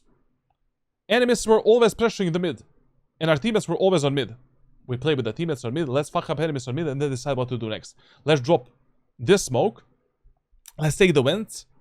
And then we decide where we want to go next. And how do we want to reset this round.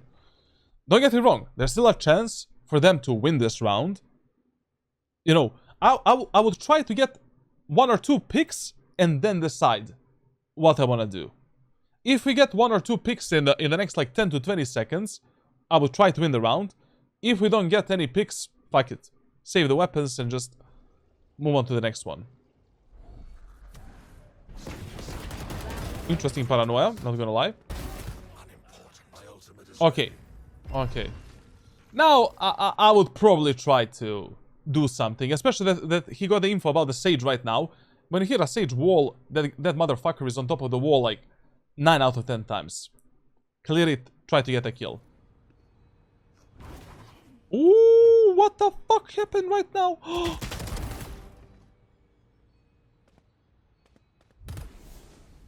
Shit, bro. Like, so this kill on the Sage was amazing. A bit unexpected, not gonna lie. But here is the problem. So you end up in a 1v1 like this. You know? Like, if you already know the location of the Jet, and Jet doesn't know your location, keep yourself silent.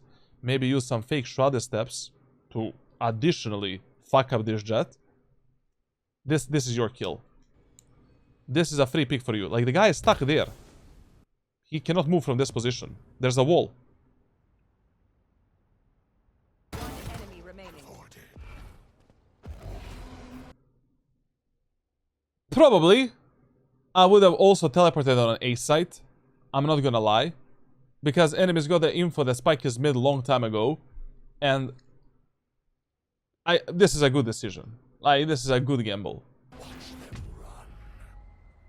30 seconds left. This open plant was really... Yeah. The open plant was the only problem in this 1v1. I mean, like, listen. Even though it was good, that her to pre-assume that, like, Clove is, like, somewhere mid or B.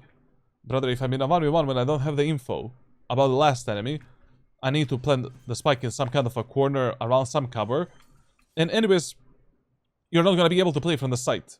You know, we can just drop a smoke here. Through this smoke, we can end up in the CT. You know, clear the CT. Take some kind of a safer position like this one, for an example. And that's it. Yo, Thunder, see you tomorrow, man. Good night. Nice try, though. Nice try. Loved it. Our friend Rabbi is like really inconsistent.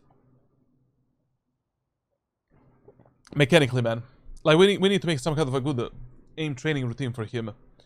Like, basically, you know, you struggle a lot. You struggle a lot when it comes to pretty much everything in the game. Not gonna lie. Like, your static aim is okay. You know, it's you deserve to be like platinum, diamond, maybe low ascendant in terms of the static aim. But when the targets are moving, when you need to move, when you need to track an enemy, like, it's just horrendous, bro. Like, there's gonna be a lot of death matches, there's gonna be a lot of TDMs, and there's gonna be a lot of tension management.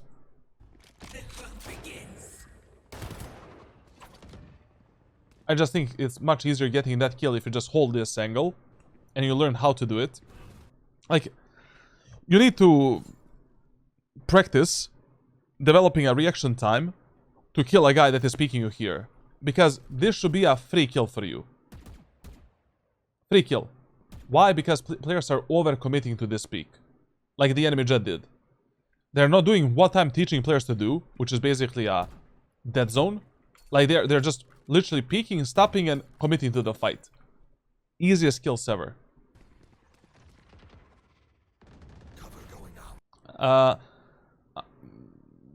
we also made a huge misplay here. Look at the minimap.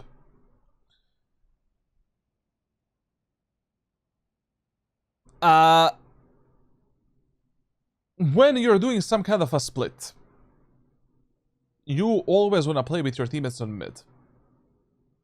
But literally always. Like, what your teammates on mid do is mega important. And someone else should be in the B main area of the map. Yes, 1-4 split onto the B set is totally fine. And you should be doing it. But you should try it at least. But you playing in the B main alone, while 4 of your teammates with a spike are mid, good luck. You know? And you should be giving some smoke for your teammates on mid. You know, whenever you have like 2 or more teammates on mid, 2, 3, or 4, they should get some kind of a smoke on mid on every single map. Depending on what we are doing as a team at that moment of time. Here, we should be doing the vent smoke. Sage should wall of this shit. Then you give them this smoke. And if you're playing alone, you just keep your location a secret here. And on timing, you're taking the B-main space. You don't want to announce yourself in the B-main. You're a guy that is in charge of clearing this on timing and getting this line of sight to surprise the enemies. But I personally don't really understand what we're doing because the Sage walled off male. So, yeah, this is gonna be interesting. Would you still hold these positions if you had high ping? Yes. If you're below 110, yes. I'm holding it in immortal lobbies. And so far I didn't die on these tight angles. How does one get good timing? Listen, like, when it comes to timings in Valorant, like, basically, that is something that you learn as you are naturally getting better at the game and as you're playing the game more. Also, that is something that you learn as you review more clips and you do more self-analysis. But the main 2 things that you should pay attention on is how much pressure your teammates applied somewhere and on the enemy's noise, essentially. Like, you know, even if you don't have a feeling for timings, like, if you're chilling in a position like this, you can just wait for your teammates to get a kill here, to get some space in the vents, or in the mail, and that would be the trigger for you to do this peek, and to start clearing the B-main area of the map, and getting this line of sight. Or, you know, you hear the enemies rotating, okay, you can instantly start shifting in and trying to take the space and timing onto the enemies as they're running away. So if you don't have a really good internal timing and understanding of timings in Valorant in general, like, just pay attention on the minimap and pay attention on the sound cues, and that's it. You don't need to overthink it too much. Like, you don't need to pay attention on the timer. Like, you don't need to pay attention on some common patterns and rules. Like, more than enough for the players below us and Ascendant 1.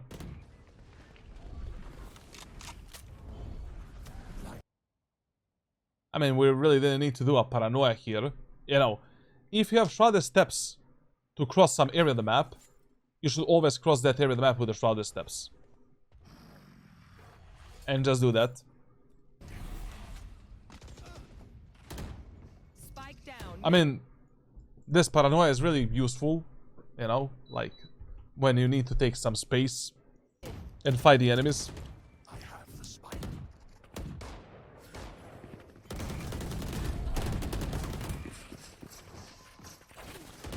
Also, like, another thing you should be reading on the attacker side, and I actually sent you the videos for this, is like, when you're deciding where to go and how to play the game, you should also be playing the game based on the enemy's weakest link. Now, the enemy's weakest link can be literally anything. It can be the player that has shit positioning, that is always mispositioning. It can be the agent that simply cannot defend a specific area of the map. It can be a player that is also underperforming as well. You know? So in a match where you already know that enemy Reyna, the best player in the enemy team, plays around the B tower and B site, let's keep abusing A tower and A site as long as these two shit players, Clove and Cypher, are playing on A. Clove and Cypher were really bad this match. And the easiest players to abuse. Do you think Clove is better in rank solo queue for Ascendant when coordinate plays are non-existent? No. Like once you learn how to carry, like once you learn how to properly play Omen, and you apply all of these tips, rules, strategies, and very basic stuff from the playbook that on my Discord server, like players will have a much easier time carrying these matches than with a Clove. With a Clove, like you're just relying on your mechanical skill and that's it, pretty much. There's nothing else. And most of the players in Valorant will not be able to rank up only based on their mechanical skill. Like it is far easier teaching a player how to rank up and to get him to immortal levels by abusing like good game knowledge, game sense, awareness, like teaching him the good set of rules and tips, like just making a structure in his gameplay that he can easily replicate, no matter how consistent or inconsistent he feels with his mechanical skill. After Immortal, that's where the, you know, mechanics become mega fucking important in Valorant. And after Immortal 1, basically, like, you know, you just... At that point, you will need to hit some shots and some heads, and you will need to aim train quite a lot.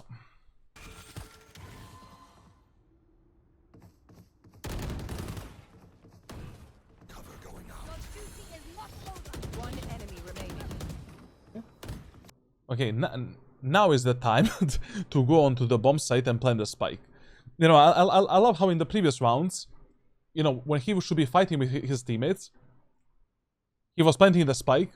Now, we want to fight this guy. Well, fuck you, bro. Like, just go on the side, plant the spike open, and tell the Sage to back off, and let's stay alive.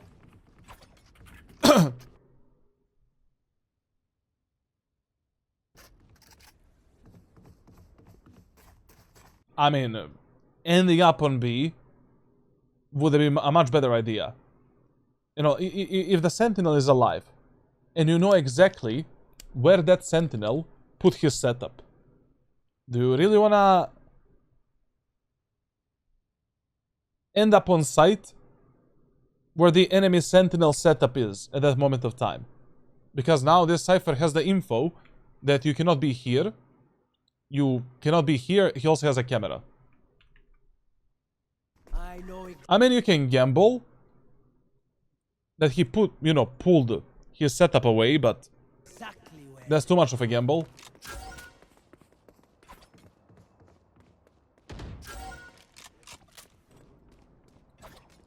Seconds left. Shit, bro. Planted. In this example, you should have definitely planted the spike open. Once again, like, you know, if you feel too afraid to plant the spike here, at least plant it here, man. So that, you know, we can see the spike from here, and from the elbow as well. Cover going out. And this 2v1 is really shitty, man. Like, basically, we should have just played together and win this round together, but okay. Like, this smoke just allows the enemy Cypher to have more cover to isolate 1v1 fight against your Sage. Like, instead of dropping this smoke, you should not have dropped anything. Literally anything. They're standing.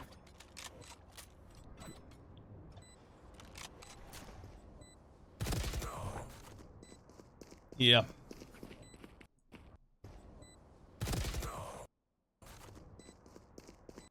Also, like, you know, when you end up with a numbers advantage, with a planned spike, like, your number one priority should always be connecting with your teammate. Like, your Sage should have heard this Cypher on Rafters. Like, we should have known that Cypher is tower, no? Planted. Cover going out. But I don't know, like, if he was running or not, if he made any steps, whatever. But even if you didn't know about the Cypher, like, the perfect play in this round would be just planting the spike here. Then after a spike plant, you can drop this smoke, TP into the smoke to cross all of this bullshit, to reconnect safely towards the Sage. You play this position, where you're basically holding the aim in area of the map, and this push. Sage is playing here. No matter where the Cypher ends up, he will have to tap the spike. When the Cypher taps the spike, we can pick him and kill him from here. We can drop a one-way here. He is dead. Like in the postmans, we're playing Omen, like, if on the bomb site, you can plant the spike somewhere for the one-way smoke, you always want to use that as your main win condition. I threw that smoke to bait the Cypher to walk up into Sage's crosser, but you also gave Cypher... You also gave Cypher, like, easier time to isolate 1v1 fight. And you gave him more confidence to clear the angles. You know? Like, just imagine yourself in this position. Like, you're in a 2v1, enemies can be anywhere. And all of this is open. A lot of angles. A lot of corners to clear. You know? But you give me this smoke. You know? Now I have a lot of confidence to walk up here, clear this shit. I can just run it down as well. Like, I know I'm fighting just up front. I can maybe get in a smoke, peek out, catch the timing onto you, kill you as well, run towards the spike, I don't know, do some bullshit. Easier said than done. No, it's easier done and easier said. Like, we have some very strict positions where you should be planting the spikes in the post plants. And, you know, what are the easiest ways to play the post plants? It's really not that deep.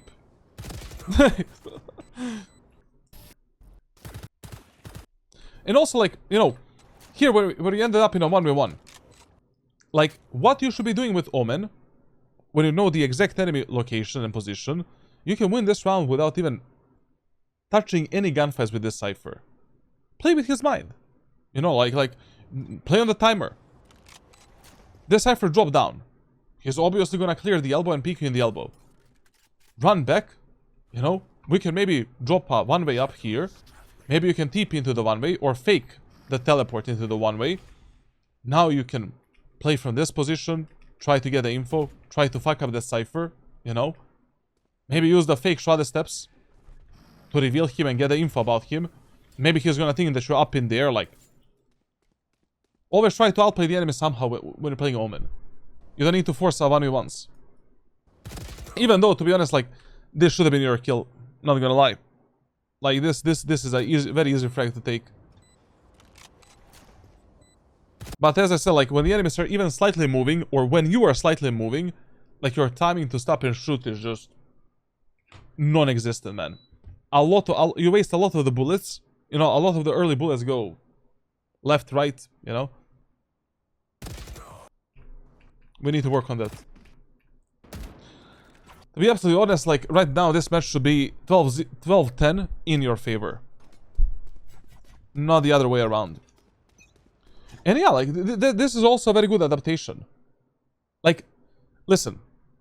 The first 4 to 6 rounds in Valorant, on the attacker side, we call them learning rounds. Already in the first 4 to 6 rounds, you need to recognize all of the enemy patterns, where each of the enemies is playing, what type of utility they use, how aggressively or how passively they play, in full buy rounds, eco rounds, half buy rounds. Already in the first 4 to 6 rounds, you need to have some kind of a plan for the rounds number 7 all the way to number 12. If you ever reach the round number 7 without any fucking plan, you should not be playing ranked at that moment of time.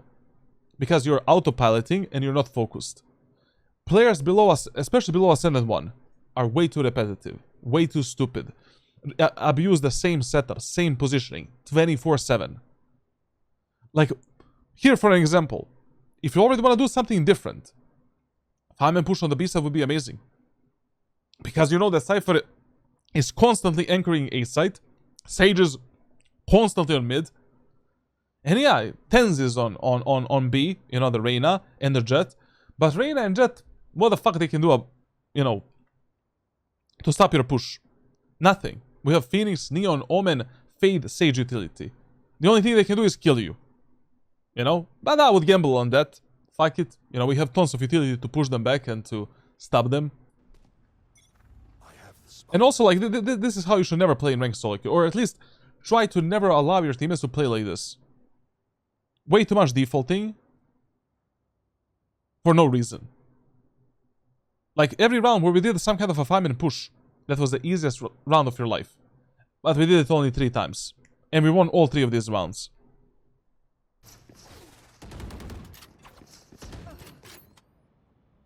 Okay, Tenz is holding you. Very good that you didn't take this fight. Not gonna lie. Like, refrag potential here doesn't exist. Reyna is ready for you. She heard your footsteps. You have the spike. If you die, we are in a problem. It was totally fine here to back off, reset the round, and try to do something else.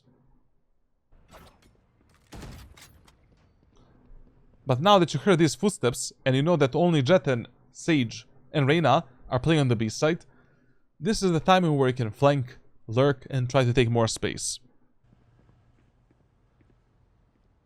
But the problem is, like, on both attack and defense, you're autopiloting quite a lot, and you need to start gathering more information during the rounds, so that the future rounds become easier for you. I have a lot of trainings for this, and after this VOD review, I'm gonna give you some kind of a training that you can use for the next 8 weeks.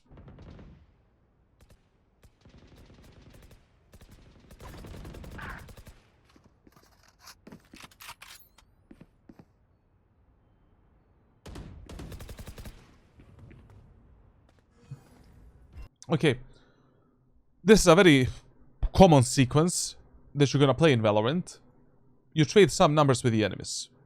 You end up 4v4, 3v3, 2v2, scattered on the map. What do? You always reset the round towards some main area of the map. Now we go A main, we clear all of this and go A, or we go B main, we clear all of this and we go B. We don't touch the mid area of the map, we don't allow our teammates to play alone, and we just play together. And of course we should be walking, because we have 1 minute to plant the spike. There's no way that there's gonna be 2 enemies on A, and there's no way that there's gonna be 2 enemies on B. And even if they are, we're playing together. I don't know what we're holding here, we should just be clearing the A main area of the map.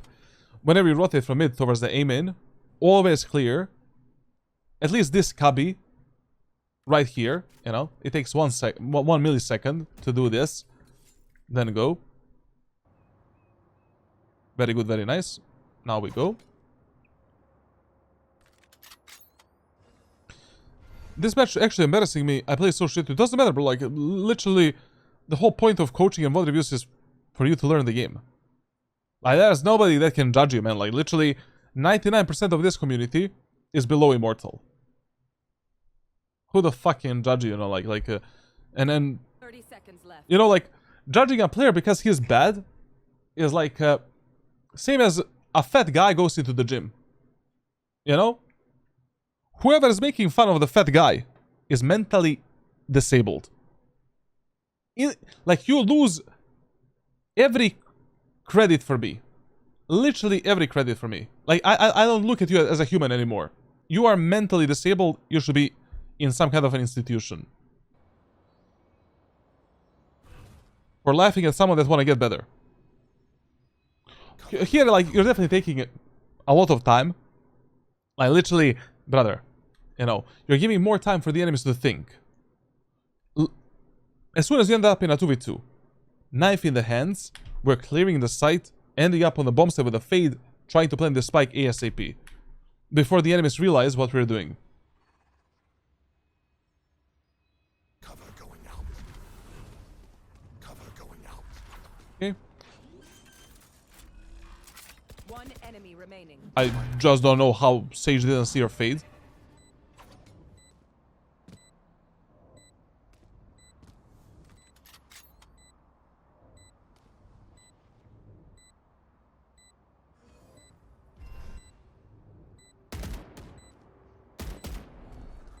Blinding. That was close, bro. Like, I got the heart attack. Oh, that's a really bad play by your Fade. Your Fade didn't realize that Spike is not planted for her. Here you could also drop a one-way, man. You know, on that Spike. You know, like, if you thought that this if you thought that this Clove is wrapping on the site, but this one way is fucking amazing, bro. Like, you know, Cover going out. you can just crouch here, wait for her, bam, spam her. That's it. She's dead.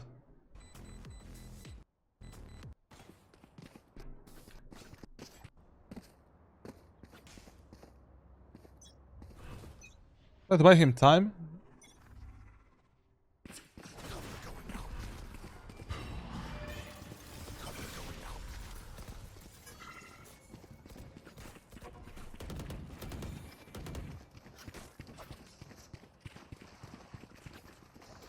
Okay. I mean, this is the funny thing, you know. I'm 1,000,000% certain. If you did more 5-man executes in this match would have been over 3 or 4 rounds ago.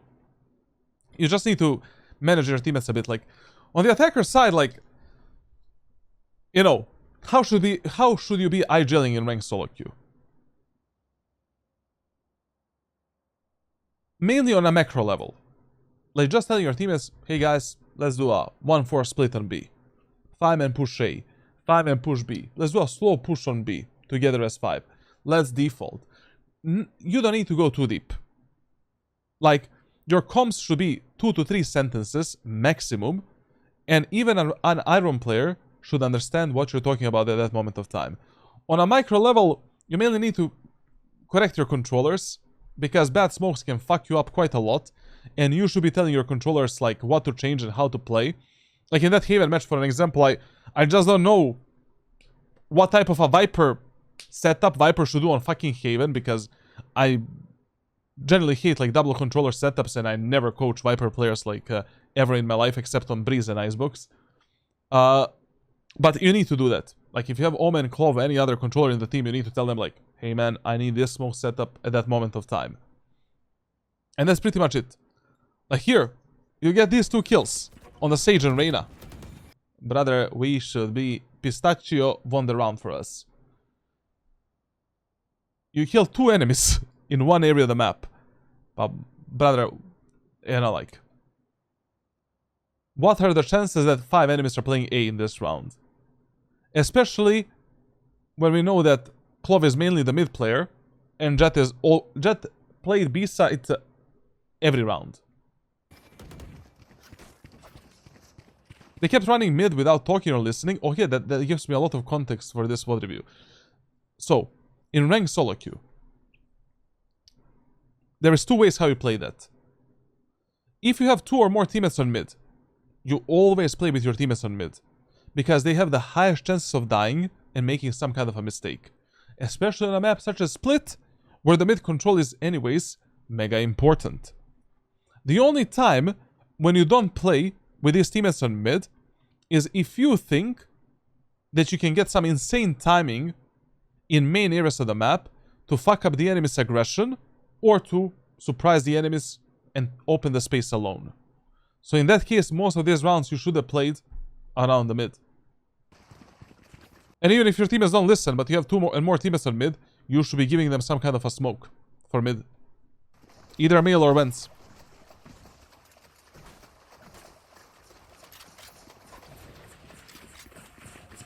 No, this is fine. It's good. It shows a lot of, you know, like... this shows a lot of your character and then how you actually play the game. And whether or not, like, this agent and this aggressive playstyle is actually your thing.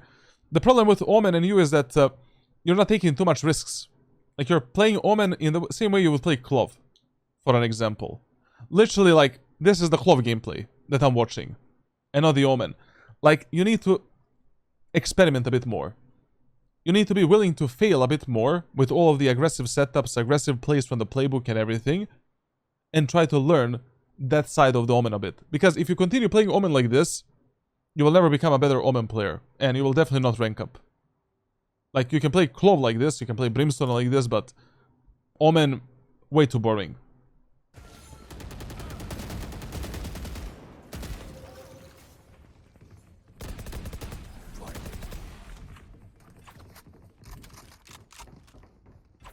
Okay, we're just playing the spike and we finish this shit. Yeah, we should play open. What was happening? That's why we separate the equip key, you know, from the plant and defuse. This is literally what I told you at the start of the VOD review when I was checking your settings. Like, equip should always be number 5 and planting and defusing number 4. Like, fuck jumping and then dropping the spike, or planting and dropping the spike, like it's diabolical, man. Like, one key, one input in Valorant. In any video game. Everything should be cleared. Clean.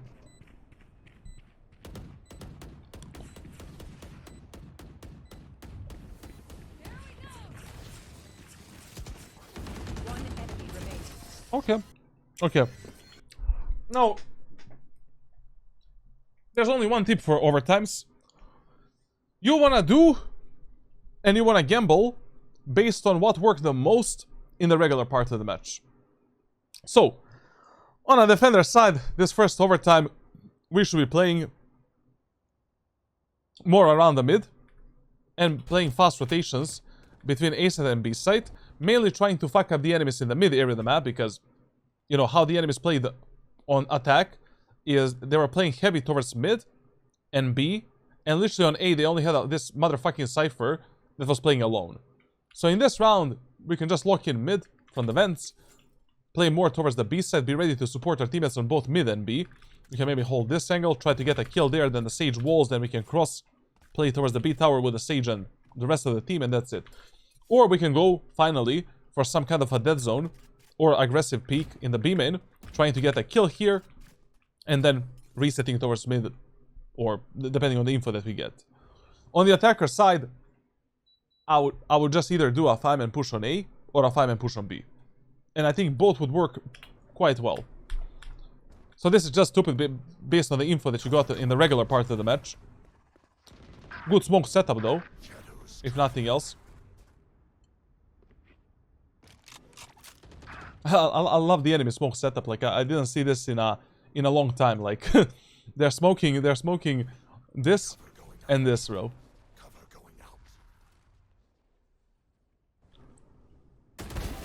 No more meddling.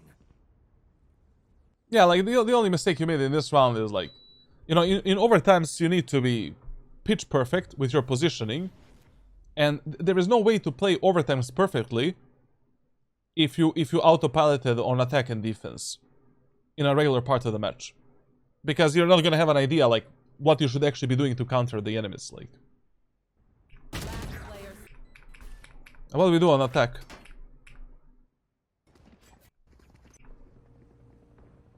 Okay. So, I mean, like, this is once again bad. Like, literally, like, you know, we were pretty much losing every round on mid, and what our teammates are doing right now simply doesn't exist in ranked solo queue. Like a 3-2 split onto B side just doesn't exist. Like, it's either 2-3 or 1-4. Like, you need the most amount of manpower in the mid area of the map. A B-man is very easy to take. It's very easy to go out from it once you take the tower control. So right now you should be with your teammates on mid. You should be giving them the smoke for the vents, taking the tower control, smoking this, while two of your teammates are going with a spike through the B-man area of the map. And also, I don't know why did we lose the, you know, gap between us and the Phoenix. What's your emails playlist? I have like 8 of them. You can find them on my Discord server in the text channel called like hashtag important guides. But right now I'm not using anything. Like for the last like 4 years I'm not even aim training myself. I'm just making playlists for others.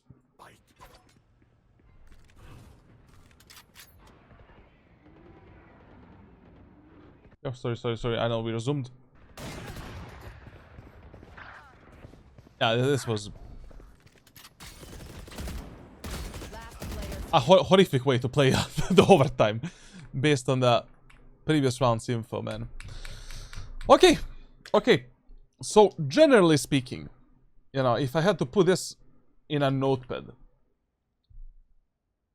first of all, you know, you can follow these points right here.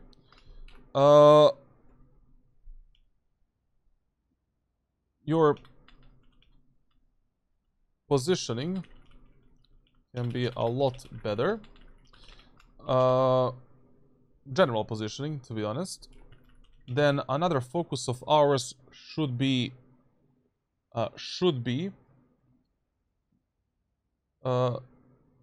you struggle heavily during movement heavy fights, so we need to improve those mechanics. Then another thing is like team play can be a lot better on both attack and defense.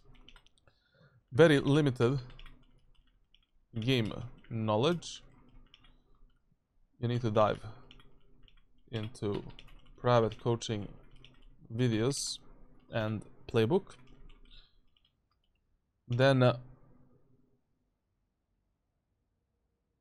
should lead your teammates more on attack, at least on the macro level. Then very boring Omen playstyle, way too passive, and you need to experiment more. Like, just keep in mind that you will never get better at something if you don't like try that something, you know. Like, I cannot get better at tennis if I play if I go to the gym for the rest of my life. You will never get better with Omen if you don't experiment with both like aggressive and passive playstyle. If you don't try all of these strategies, executes, tactics, etc., etc. When it comes to the main agents, like, you can stay with Omen, and to be honest, like, I would just lock you for 8 weeks on one specific like setup. So you will get a training for all of your problems. You will get, you know, training for all of this, and you will get some private coaching videos. You will also get like the aim training that is dedicated to your current mechanical problems. But also, when it comes to the main agents, for the next 8 weeks, follow this pick priority order. So, I would stay on the Jet as a main character. I would stay on Omen as a flex, and I would also implement Chamber as a fill. Brother, like, this roster right here will literally teach you everything that there is to know about Valorant, will diversify your playstyle into so many different directions, and this is basically the roster that you should be following on every single map. Definitely for the next 8 weeks. Like, basically, the agents are not the problems for you. The problem is like how you systematically play the game, how you play the maps, how you play around the teammates. And let's be honest, like, you didn't really spend that much time on any of these agents to truly call them your main agents, especially not Omen, you know. On Chamber and Jet, like, more or less. Like, the next VOD review and live coaching that we do, like, I would really like to see your Jet gameplay. 100%. And as I said, like, right now through private messages, like, we're gonna talk, and I'll send you literally the plan that you're gonna follow. I'm gonna privately develop a plan for you that you're gonna follow for the next 8 weeks. So I'm not gonna go too deep into these notes because we're gonna be covering everything privately. Okay, for everyone else, thank you for watching. Leave a like, leave a subscribe, leave a comment, join Discord server for coaching, and I will see you in the next one. Bye bye. Roll the closer.